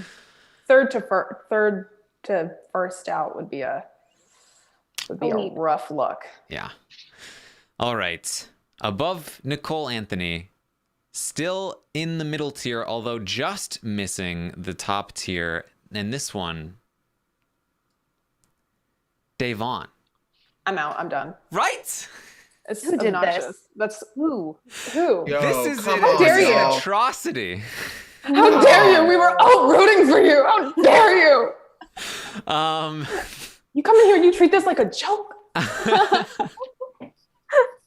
I quickly did this on my Twitch stream the other night, and like for me, like I was going through. Davon was an easy top tier for me. Like okay, yes, she was a second boot. She was a first juror. Her gameplay has not been great, but I As mean, a character. it's Davon. Yeah, she's the reputation. It's Mama Day.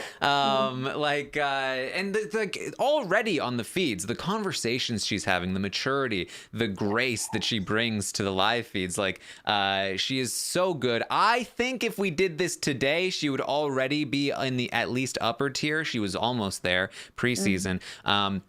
I have to imagine that at least part of this is similar to the Nicole thing, where over the course of time, if you don't see the person, the gameplay is what really stands out to you, and that's probably what people remember. And especially because we often talk about Davon in terms of her mistakes, because there's such there's such lessons to learn when you talk about Big Brother. How do you forget about Davon? I mean, just in terms of her GIF ability. Right? The amount of gifs of Davon pretending to be shocked, the opening the eviction door. She is everywhere. Probably the most famous mainstream figure in Big Brother because of that gif. I mean, that legacy is cannot be matched. And y'all want to put her in middle tier. I couldn't imagine. Right. Imagine putting Davon in the middle tier. I can't.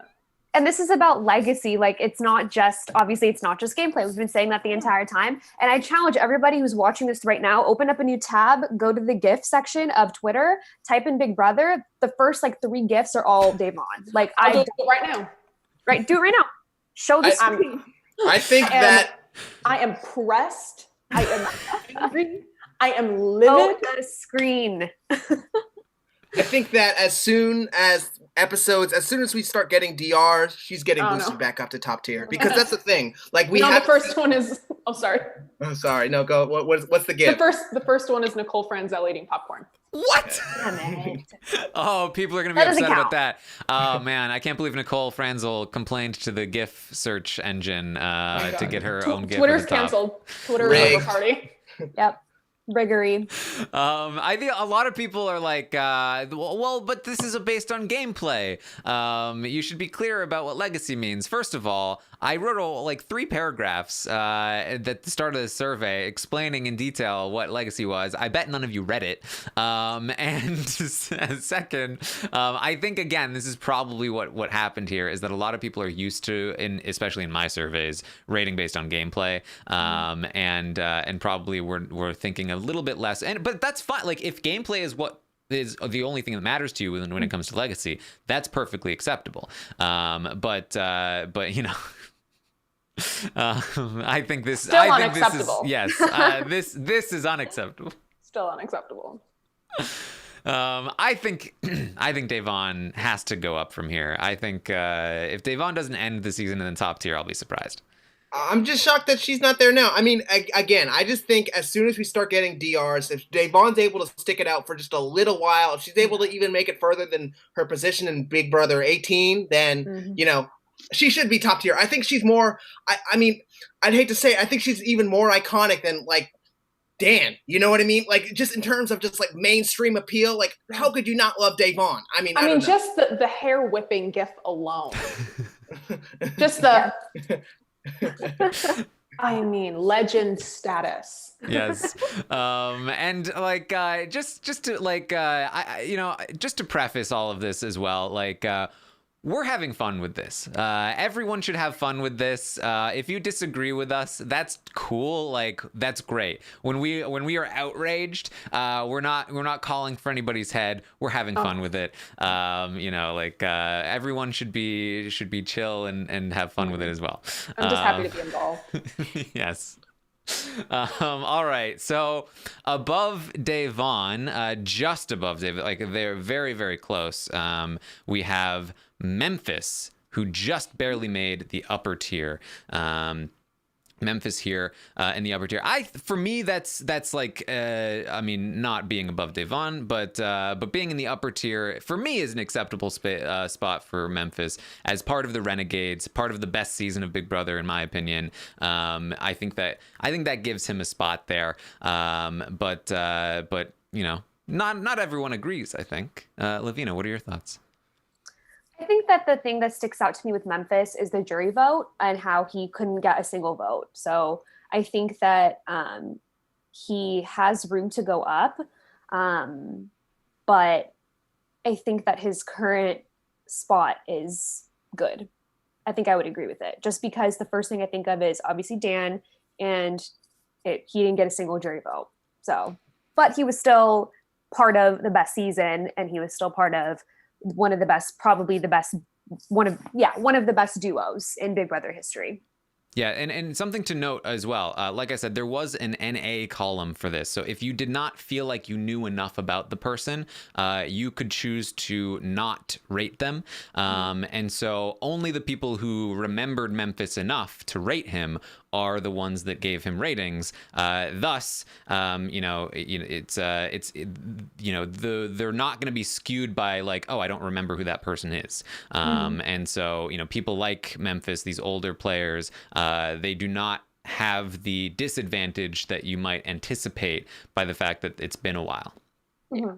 I think even though, like, when you think about like the top 5 most iconic players in Big Brother 10, you think of Dan, you think of Keisha, you think of like Jerry, April, Libra, you think of Memphis like after that, you know what I mean? I'm shocked every time someone's going to be above Davon. I'm going to just be flabbergasted. I just can't. But I don't know. I guess Memphis is in the Renegades. He is one of the most iconic alliances, but I still think he's a little bit high. Just imagine that Davon is in the top tier, and then think about Memphis being below her on the upper tier. That's fine. Yeah. All right. I think that Memphis definitely has a lot of upward momentum potential. If he does well, if he wins this season, I could see him shooting up to easily top tier. If not, Gods of the Game, his closeness to Dan, the fact that he lost to Dan, the best player of Big Brother, and then he goes on to All Stars and wins, that's a very strong resume, and I think that could very, very easily be like very up there. I think he could also fall quite a bit. I think his reputation is helped by the fact that he played with Dan and he made it very far. If he plays without Dan and doesn't make it far, I think that he could fall pretty low. Mm-hmm. So I think a lot of potential movement here for Memphis. All right. Next up, above Memphis, and this one also kills me. It breaks my heart. Kaser in the upper tier. Now, I am a Kaser fan. I'm a Kaser stan. To me, Kaser is a god of the game. I mean, Kaser is Kaser. To me, Kaser was the face of the show for a long time, or at least for 2 years, which was a long time in my young child's world. I don't care that he never made jury. Like, Kaser is just such an iconic player. That's like he was the fan favorite 2 seasons in a row, basically. Him and Janelle both. And I know that I think for me, he's a god of the game. Most people, I think should put him top tier. That's where I feel like Kaser stands in terms of his reputation, his legacy in the game. But I can also see that, again, the gameplay factor, it's a big thing for a lot of people. And the fact that he has never made jury, he was evicted 3 times pre-jury, I think that hurts him a lot. So what do you think, Nicole?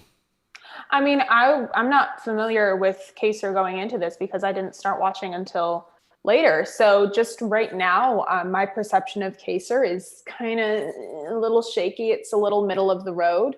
But I think he absolutely has the potential to go up. I think moving forward, I think he was very, very smart, him and Janelle, to save themselves with the safety suite this week. I think they were very perceptive to understand that they were the targets this week. And so I think it's all, for me, at least as someone who was unfamiliar with him, going to depend on how he plays the game the next couple weeks. I think if he can work his way out of this hole and kind of tear that target off of his back, it's going to be, that would be very, very impressive and very, very memorable. So he has the potential to do it.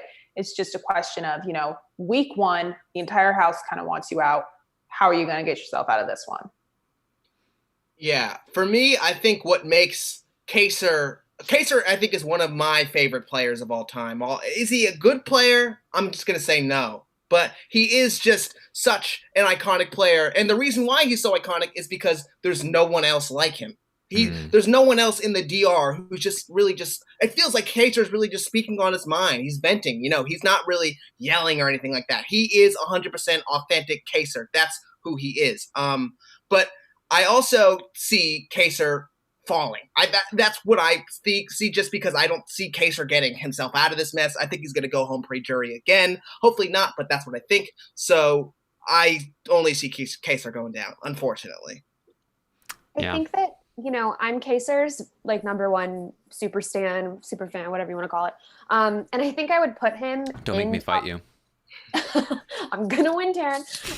But I think I would put him in the top tier just because I feel like the gods of the game, I might be gatekeeping here a little bit, lightweight, but I feel like it's just hard to break in. Mm-hmm.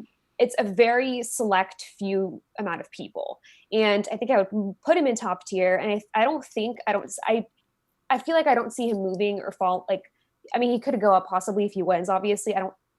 Unfortunately, I don't think he will, but I don't see him falling just because he's so loved by all of us. And I just don't see him falling because it's been how many years? 13 years since or not even 13 years, 15 years since the last All-Stars. And we were all still gagged over seeing Kaser as to be a potential a spoiler for who's in sequester right now. So I don't think I see him falling at all.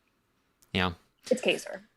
All right. Above Kaser, and this was very, very close. In fact, the next 4 people were all within 1 point of data here. Very close. All in the upper tier. But just above Kaser, we have Cody Calafiore. This makes sense to me. I think Cody fits into the upper tier. I think that as similar to Memphis, as part of the Hitmen, he was part of a legendary alliance. He was also a good player on his season. I still contend that. I think he's playing well now. I think that so far he has helped his reputation. Granted, it's been 4 days, but I think that Cody could squeeze into the top tier, or I don't know if could Cody go higher? I think it's possible. I think Cody could, again, a second place finish and a first place finish, especially on an all-star season. I think that could push him into gods of the game, but I think there's also room for him to fall if he can't stand on his own feet without Derek. Very similar to how I look at Memphis, although I think that Cody so far has shown himself to be a more capable player, but it's only been 4 days. Phil, what do you think? I think that Cody has 2 narratives that, you either are in the camp where Cody was a great player. He played with Dan. They were in lockstep together. Of course, there's the other people who think that, Cody was just an idiot who followed along Derek and then took him to the end. I mean, I personally think that Cody is a decent player, but because of that, I could see Cody going anywhere. If Cody like crashes and burns, then he's going to be bottom tier. But I could also very easily see Cody being a god of the game if he's able to pull this off. So he could go anywhere. He's in the perfect spot, I think, for right now. Yeah. I think that he has a lot to prove, just because I feel like a lot of people who voted in this were probably in the mindset of he was in Derek's shadow the entire time. I feel like a lot of people voted with that mindset. And if he were to get that first to win a Big Brother All-Stars, like an All-Star season alone, any season, I think that he could definitely get put into the top tier, just because he has a lot to prove going into this, and he can do this with or without Derek. Mm-hmm. I think we have a lot of players this season who in their own respective seasons were kind of part of a duo, and I think that this season is going to kind of stand as a test for a lot of these all-stars to say, hey, can you stand on your own 2 feet? And, are you capable of making it far in this game without your, respective other half? Yeah. All right. Above Cody, and again, very, very close on this one. Just a very, very tight vote here. But just above Cody in the upper tier is Nicole Franzel. There she is in the upper tier, getting a decent amount of respect. I think this is actually a pretty appropriate place to put her. I've actually been pretty impressed with her so far this season. I think that Nicole actually could move up to the top tier, and honestly, if she wins, a 2-time winner, is it possible? Here's the thing working against her. The fans hate her with a passion. But if she is a 2-time winner on All-Stars, can she make it to God of the Game, even though people hate her so much? I think so. I think if you win this game twice, especially winning this game going into it with that reputation, I think that's absolutely Gods of the Game material. Because, I mean, we've seen her in her first season, she didn't do terrible. And then in her second season, of course, she won. And so in this game, in this season, she's come in and she's just immediately secured herself in a really, really good spot. Her social game isn't terrible. She's not necessarily being subtle with it. But, she immediately just kind of wormed her way into a really good, solid 4-person alliance. And she set herself up in a really good spot for this game.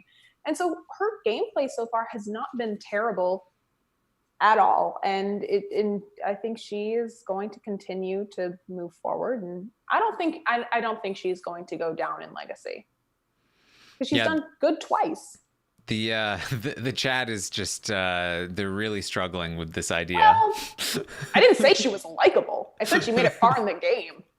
I think honestly, if she makes top 4, she's a God of the Game, because I've been impressed with her. Just like, I'm not the biggest Nicole stan, especially not from like her winning season, unfortunately. But I think she's a good player, and of course she might be a little annoying to watch, but if she's able to make it to top 4 and play a good game successfully throughout the entire time, listen, I mean, she's up there with Dr. Will. I mean, we'll see, but there's for sure a chance of that. We could see another God of the Game this season. It's a hard game, and to make it that far consistently isn't easy.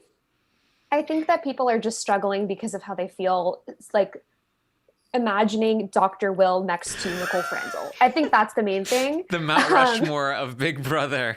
Right. Dr. Will, Nicole Franzel, Dan Giesling. I want to see it. I want to see it just for that. I just want to see that. And I feel like sorry, hilarious. but the next All-Stars in the kitchen, there's gonna be a big spray painting image of Nicole, and the text is gonna go, "You guys." No. Oh my God. I just love her on the game every time, because I know we're just gonna get a diary room entry and that is gonna start with, honestly. Anytime I hear that, I'm like, oh, I'm ready. This is going to be so good. Honestly, I just really need to win the power of veto this week to secure my spot in the house, because I just really don't know which way the votes are going to swing. So I just need to secure my space for me and Corey. Are we sure that you Corey. aren't Nicole Franzel? The nasally, I love it. I think that like when we look at like the greatest players who were like the greatest players on Survivor are the people who are able to make it to the end or play great games more than once because of, you know, like you were saying in the beginning of this, Taryn, like Big Brother, the sample size of all-star seasons is so small. You know, we only have players like, again, like Dr. Will and Dan who are able to play, or Danielle Reyes who are able to play great games twice. If Nicole pulls this off, you can't deny that she's not up there with him because she played a great game twice. I don't know. Also, we haven't, if she were to win, we've never had a 2-time winner. So at that point, it's kind of like we're being forced to like consider, you know, putting her as a god of the game. Queen Nicole If she Franzel. wins twice, Right. I mean, it will be the epitome of we have no choice but to stand. But to stand, yeah. I mean, if she can do it twice, shit, I'm gonna be like, all right, Nicole, Team Nicole, all right. Yep. All right, so just barely above Nicole, again, very close votes here. We have Kevin Campbell. Whoops. Kevin Campbell in the upper tier. I was a little surprised by this, but it will kind of, I think, help you understand that Kevin Campbell actually had the most amount of, I don't know, votes for him. So only the people that remembered Kevin Campbell voted for Kevin Campbell. So all of you in the chat who are like, who is he? Why is he up here? That's why. So I think this is an appropriate place for Kevin Campbell as well. I think that his season, he played a great game. I think he is a super funny guy. I'm already loving him on this season. That said, based on the 4 days that we've seen thus far, he is on the block and he is very down on himself. Not really playing like the best game right now. I think that if things continue the way they are, I think that his legacy might drop a bit, and we might start to look at Kevin Campbell as like, in his season he was good, but under different circumstances, it seems like he's not doing quite as well. Lavina, what do you think? Yeah, I'm afraid that if, you know, he goes out this week or next week or whatever the case, that he might fall to like I don't know, people might just forget about him. Like, oh, he was on that season. Oh, great. Or, you know, on Big Brother 11, he was about to win. They probably should have won. And it was just because of it was like a tiebreaker question or something. And yeah, if he goes out early, he will fall. That's just how I feel. Yeah, I basically feel like the same way. I mean, for me, Kevin was one of my favorite players on Big Brother 11, and just his moves, like taking out, you know, Jeff. I think that was amazing. Him being able to convince Russell, or I don't remember if it was Russell or not. Him being, I don't know, but his Russell, moves. He lied to Jeff about Russell and got Russell out. Yeah, right. That's what it was exactly. Yeah, I think that like it was fantastic. I think he had a great mind for the game, but you know, that was 12 years ago. And I do think that he's a different person now. So I think we're kind of looking at like basically like a new player in the game. Looking at his position, I can only see it falling, unfortunately, although I do love Kevin. So I do think if he somehow manages to win, again, though, as somebody who came so close to winning the first time, if he comes back and he wins All-Stars, and now, again, it depends on how they win as well, I think. Like, somebody who kind of falls into the win is probably not going to necessarily land like God of the game. They probably, like like Kevin probably would still be top tier even if he fell into a win. But if he, like, plays his way into a win, I do think that Kevin could land into God of the game. I think it's possible.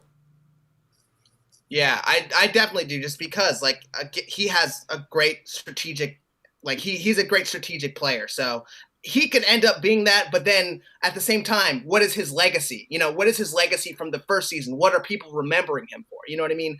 I don't think a lot of people remember his game in Big Brother 11, so I don't know if he would end up being like God of the game if he plays a great game here, but who's to say? Yeah. All right. Above Kevin, again, still very close, we have Keisha in the upper tier. Keisha, fan favorite on season 10, largely considered to be the best season, or at least one of the best seasons. A lot of people remember Keisha very fondly. Not super surprised to see her so high on the list. What do you think, Lavina? I think that she's just one of those universally loved players, and definitely loved by me. The first thing you think of is obvious. It was also in her intro package, which I loved. I love that they talked about Keisha's birthday in the intro package. And I just think that it was kind of like her like end game kind of thing. It kind of reminded me of Brittany getting screwed by the brigade kind of a situation. So I think that if she had just a little bit of better luck, or maybe not luck, but there was a different situation, I could see her winning Big Brother 10. Same reason, I could see Brittany winning Big Brother 12. I think it was similar. As far as legacy goes, I can definitely see her going up. I just hope that, she wins the veto. Yeah, I the birthday alone, I think, it puts her in the upper tier at least, right? Mm-hmm. Is it more impressive than Rockstar's daughter's birthday? I think it is. It probably comes, Rockstar's daughter's birthday, pretty iconic, but Keisha's birthday, I think, is the best Big Brother birthday, bar none. It's like top 3 greatest moments in Big Brother history. I mean, that's what it is. And I even think that if Keisha gets taken out first week, it'll suck. It might take a hit on her a little bit, but at the same time, she's always going to have Keisha's birthday. She's always going to have that. So, she might fall a little bit, but I don't know. I see Keisha basically staying the same. I mean, if she goes out week 1. Yeah, I think, honestly, I think she might fall into the middle tier based on what I've seen so far, especially if she's the first boot. I think that, I think that already, if we had pulled people today, she probably would have fallen a bit just based on her game so far. She's been one of the more passive players. That's kind of to be expected. They're 4 days in. It takes, honestly, a bad player to make tons of waves 4 days into the game, even if you are on the block, because sure, you might say oh, they have nothing to lose, they're on the block, but if they survive, they have 90 more days to play. So making big waves is not always going to be in your best interest, but I think that her legacy is definitely going to take a little bit of a hit, especially if she leaves this week, and it does seem kind of likely that she will. So we'll have to watch out for that. But above Keisha, we finally have so Keisha, Kevin, Nicole Franzel, Cody, Kate, and Kaser were all very, very close. They interchange all of them in terms of that order. But we finally have a bit of a jump, and we are landing into the top tier, and this is where Ian Terry has fallen.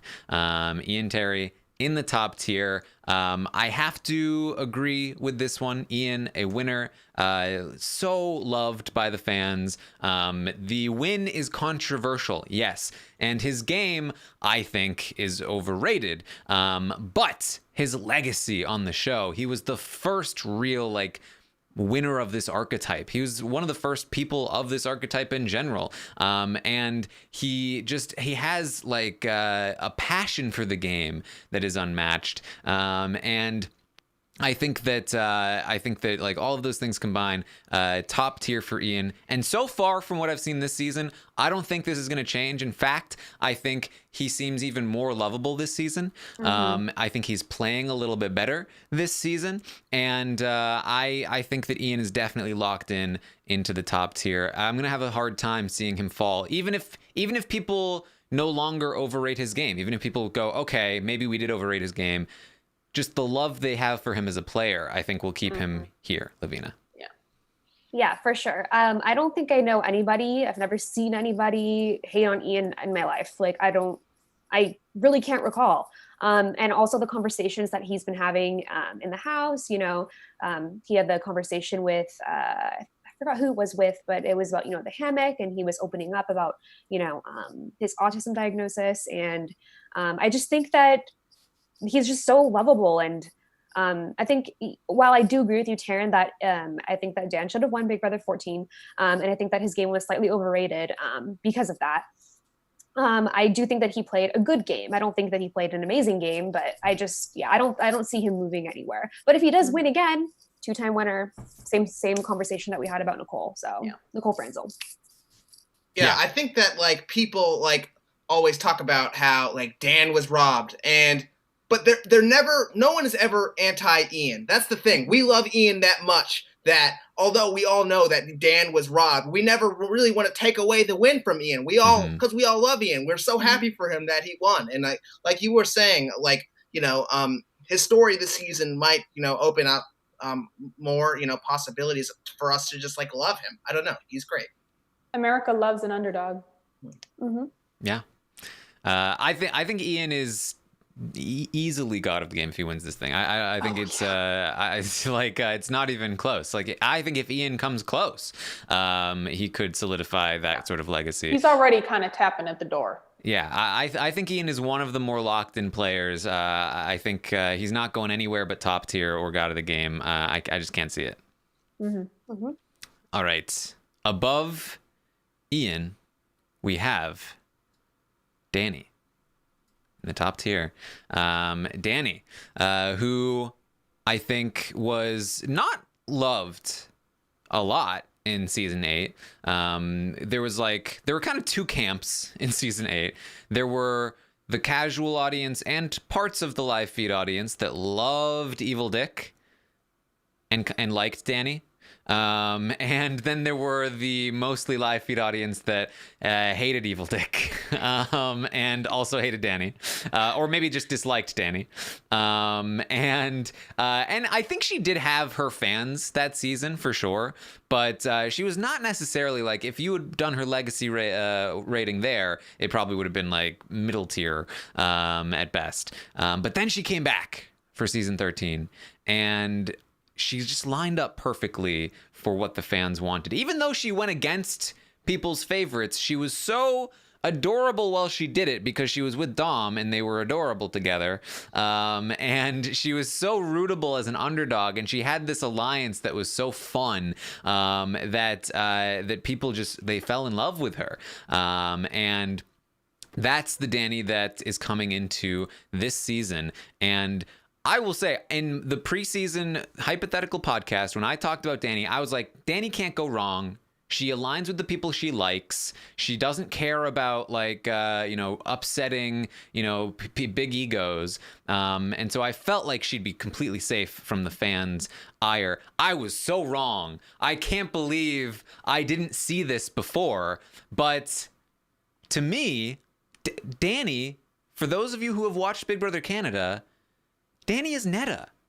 And it just makes so much sense to me all of a sudden that like she was so anti the people that like were in power, and people loved it, and because they didn't like those people at the time, and like she was so mean to them, but people loved it, and she was so good, and now she's back and she's doing similar things, but this time to people that people like, and this time people are not enjoying it quite as much because she's doing it to those people that they like, and they're going, no, we don't like you anymore, Danny. Don't do this to us. Don't mess with people's faves. Yes. So Danny is very firmly in the top tier here, but I don't know how solid this position is, Nicole. Yeah, I mean, like I said earlier, it's really going to depend on what happens to this core 4 alliance moving forward. I think that if she can kind of continue to latch on like she has to Cody, and if Cody continues to go up in this game, I think that's going to spell good things for her, assuming she's, doesn't keep attacking people's faves. That might hurt her legacy a little bit. But speaking from a purely game perspective and focusing less on Stan Twitter's perspective, I think that if she can continue her kind of steady ascension in this game, it's going to be good.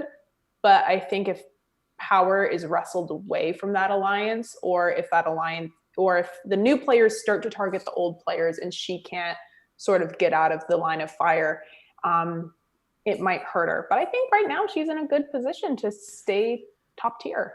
I mean, I think she's in one of the best positions, if not the best position in the house, gameplay wise.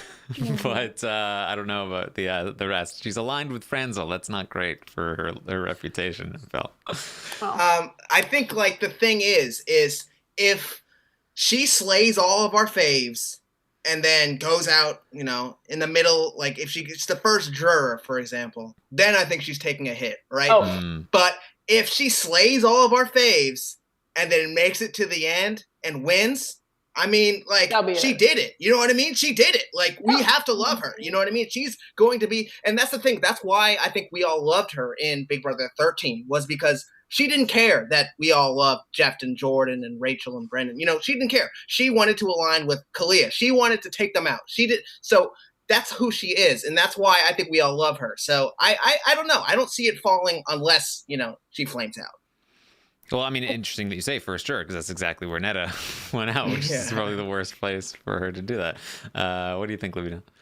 Yeah, when you say Netta, it just gives me the whole like Netta Cindy vibe thing when she's talking about Nicole Anthony, because I feel like you cannot go after Nicole Anthony, especially right now.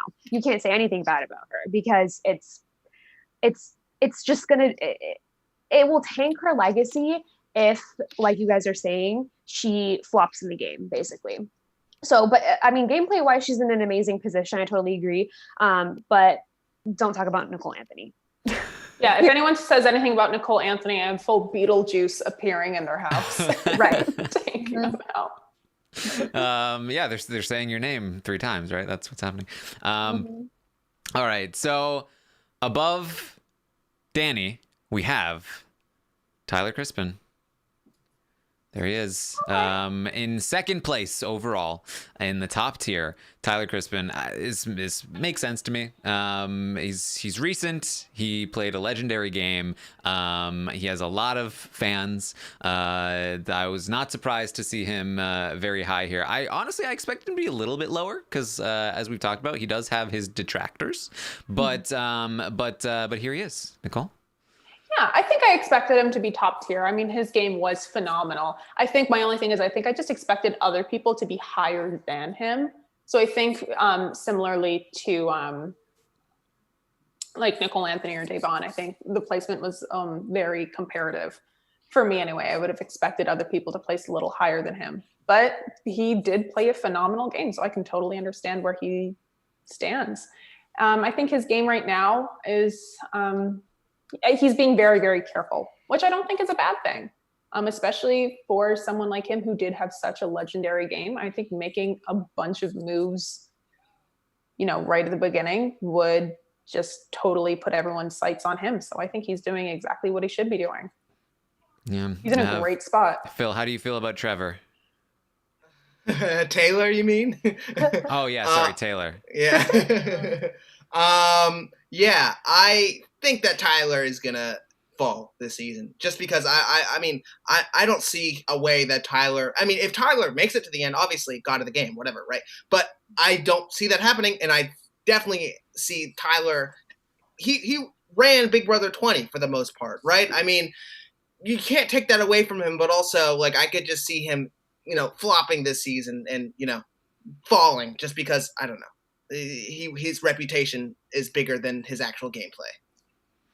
Yeah, I think that from what I remember in Big Brother 20 in the beginning, he was also playing pretty paranoid. I think that the best word to describe him right now is just paranoid.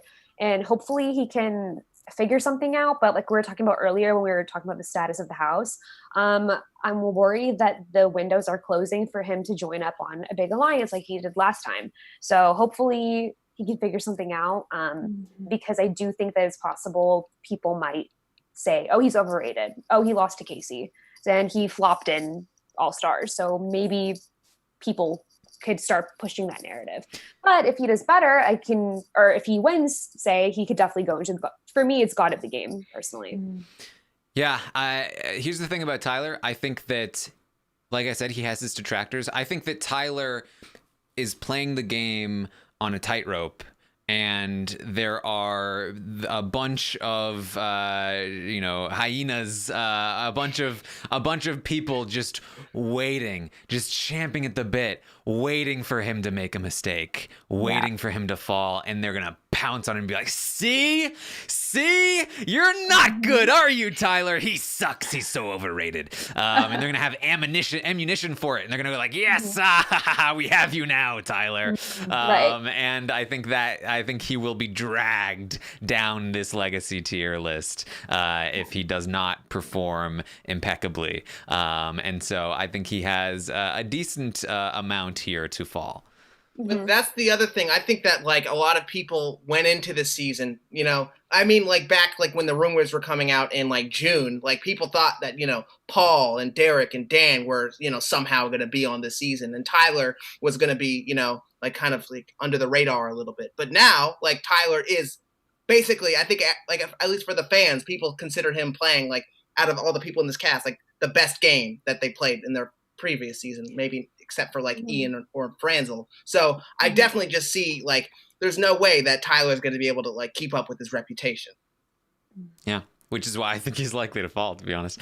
But of course, if Tyler wins this, I don't think it's a question. I think he's got of the game. Yes. I think you can't make it as far as there was a handful of people in this game where you cannot make it as far as they did, and then if they won and not just God of the game, you know what I'm saying?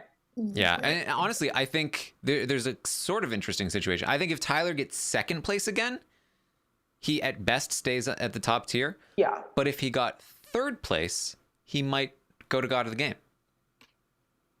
I 100% agree. 100%. He'll be a Rod God, Rob Goddess. Exactly. That's what it is. Oh, I see. Okay. All right. So, of course, finally, this leaves our top spots. Janelle. The queen. But where does Janelle fall? Which tier is Janelle going to land in? I bet she doesn't make God of the game. I'll be mad. Do it. Janelle top tier. Is top tier. Yeah. I hate this. She came very close. It was a very close vote. She just was shy of God of the game. But there were just enough people that did not feel that way about her, I guess. And she came up just short, which quite honestly, very appropriate for Janelle to come just short of the win here. But she is on top of the cast in terms of legacy. This is where I feel like, Janelle is one of the most popular people to ever come from the game. She is one of the faces of the franchise. She has played more than anybody else. She is about to retake her record from Paul in terms of most days played in the house. This is Janelle. Of course she's at the top here, Nicole. Oh yeah. I mean, even I didn't watch her first few seasons, and just kind of being a newer fan of the show, I still knew who Janelle was. Like, she's one of those people who you, regardless of what seasons you've watched, you just kind of hear about. Same with like the Brigade. It has a legacy that speaks for itself. And I think moving forward, again, it's just going to depend on whether or not if she can claw herself out of this. Similarly to Kaser, if she can just pull herself out of the position that she's in right now. But I think regardless, I don't know if it's going to send her down that far, just because she has played this game so much and she is so beloved. I think even if she doesn't do well, even if she does get out pre-jury, I can't imagine her falling that far. Yeah, I mean, she was evicted first chance that she was able to be evicted in season 14, and she's still here. She's still at the top of this list. Lavina, where do you see this going?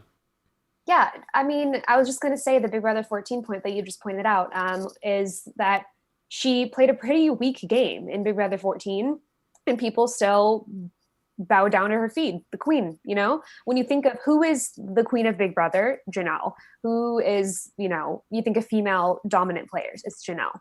And I think that for that reason, I think she's the god of the game. I think she's right. I know that she hasn't won and she's been robbed multiple times, but I feel like I don't know, man. When you think of gods of the game, you think of, Dan, Derek, and, Dr. Will.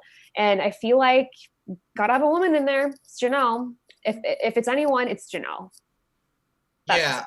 I definitely just think that like the people, like the RHAP people who have voted on this list are definitely just very strategic oriented. They're not looking at the game, or they're not looking at, the show. They're just looking purely at the game, which of course I love. But I also think that, because that's the thing. I don't think that Janelle is a great player. I don't, she's a great competition winner. She's a great iconic, like just iconic character, but Maggie was the best player, I think, in Big Brother 6. And, I think, Will was the best player in Big Brother 7, right? Mm-hmm. I mean, she's definitely a little bit overrated, but she's iconic. I mean, she has to be number one. She just is Janelle. Like, that's the thing. That's what everyone's talking about in the house. Like, they're just starstruck at the fact that she's Janelle. Like, that's not going to go away, regardless of how she does in this season. Mm-hmm. Yeah, I think that, winning the game is one thing, but I think it is a whole nother beast to win the people's love and admiration. And I think that buys you a whole different kind of longevity. I mean, you can look at Janelle, somebody who has played this game so many times, has not won once, and is so beloved, versus someone like Nicole, who has won the game and is just so feverishly hated. Like, it is two totally different things. And so I think her legend status is solid gold. How far does she need to get to break into Gods of the Game this season? Jury. Yeah, I think it's jury. If she makes it to jury and she's in the jury house all summer just fighting with people, drinking wine, like, it's going to be the best. It's going to be like, come on, God of the Game after that. Yeah. She will. All right. So that's what we have here for the Legacy Watch. Next week, we'll have a new poll, and you guys can correct the mistakes that you made this time. Yeah. I want to see Davon in top tier. And we'll see what kind of impact this All-Star game has had on your opinions over the course of the week. So very interested to see how that plays out. And that's what we have for you for the first roundtable of the season. The veto is currently being played. The feeds will come back sometime later tonight, and we'll find out if Keisha's able to pull through. But here's my problem, is that I look at Keisha and I'm like, I don't want Keisha to go already. Like, I want to see Keisha. But so then it's like, okay, so what do I want? Kevin to go? No, I don't want Kevin to go. I want to see Kevin. He's so sweet. He's great. I want to see Kevin. Okay, so I gotta wish, hopefully Keisha wins the veto, and then we can take out somebody else. But Nicole. That's Nicole Anthony. I know. I don't want anyone to go home. I want us to have more time with everybody. I feel like every week is just going to be like this. We got to prepare for it. I went through it with Winners at War. I think, we gotta do this. We know our faves are gonna go home. But I mean, I still personally believe that they're gonna just do Camp Comeback just to keep everybody in the house. But I don't know. Well, we will see. Oh yeah. I mean, to be in sequester for 2 weeks to get out first. I mean, they're gonna get they're paying them like $40K each. So they're getting the most bang out of their buck that they can. Mm-hmm. Yeah. Look.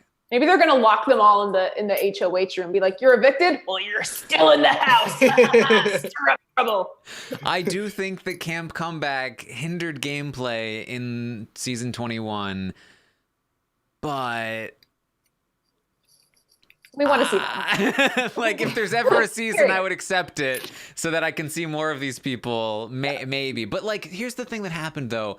And this is sort of like Edge of Extinction too on Survivor. Like, okay, they might not leave the house, but like, then what are they doing? Like, if Keisha stays and she's in Camp Comeback, like, what kind of impact is she really gonna have? Like, she's probably just gonna be hanging around like the Camp Comeback people did. They're just kind of hanging around. So I don't know. If I can co-sign. They just got to give them alcohol. They just need to give all the comeback people alcohol, and then and only they can have it. That's the thing, and then the season will just pop off. It will for sure hinder the gameplay, and I would not be excited to see it. But at the same time, if they're all just fighting, like if Janelle goes out week 2 and she's just like chilling for the rest of the season, just like fighting with people, like I'm all in. Like I want that. I want to see the Janelle versus Bo fight part 2 with someone else. Please. She told the story about how she hid like a ton of alcohol. Like tequila, right? She took it and she hid it. And then, after they got rid of Case or Howie or whoever, she was just like, I just drank it all. Called everyone dumb whores. I love it. Polyester hair. Yes. So which is great because that's what I do sober. Yeah, there you go. Janelle has been, by the way, just like spilling all of the tea about everything. She talks about how in season 14, Mike Boogie told her later that he snuck a cell phone into Sequester and read the bios of all the players, and like that's like how he made his picks, and that's how he knew that Danielle Murphy was really a nurse, and like all of those things, and so like she's been very fun. She's been very fun to watch. But that's what we have for you tonight. Thank you so much for joining us. Hopefully you enjoyed the show. Nicole, what are you up to? Where can people find you? I'm on Twitter. I'm on Instagram. I'm on TikTok for as long as we have it. Nicole A. Maines on everything. And you can catch me hopefully in 2021 on the CW. Season 6 of Supergirl is coming back. Until then, seasons 1 through 5 are on Netflix. Season 4 is where it starts really getting good. And then on Amazon, iTunes, Vudu, and Fandango, I have a new movie, Bit, which is about feminist vampires in Los Angeles. Lots of blood orgies, lots of gays. It's a whole bunch of fun. I mean, it's a lot of good things combined. That sounds great. I'm giving you the content you need to get through the rest of COVID. Yes, truly.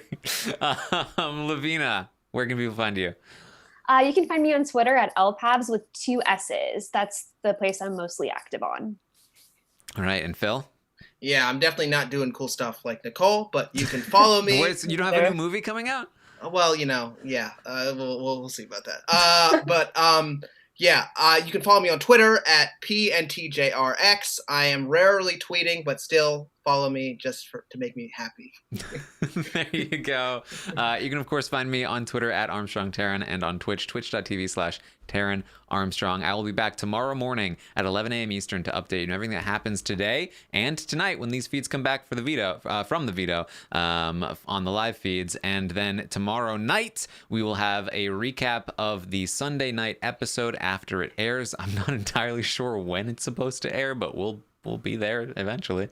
And then Tuesday night, part 2 of the Roundtable this week. The Stock Watch will be back. We will rate each player out of 10, how they're doing in the game. I also got you guys to rate the players based on their gameplay alone prior to the season, so we'll have a little bit of a comparison there.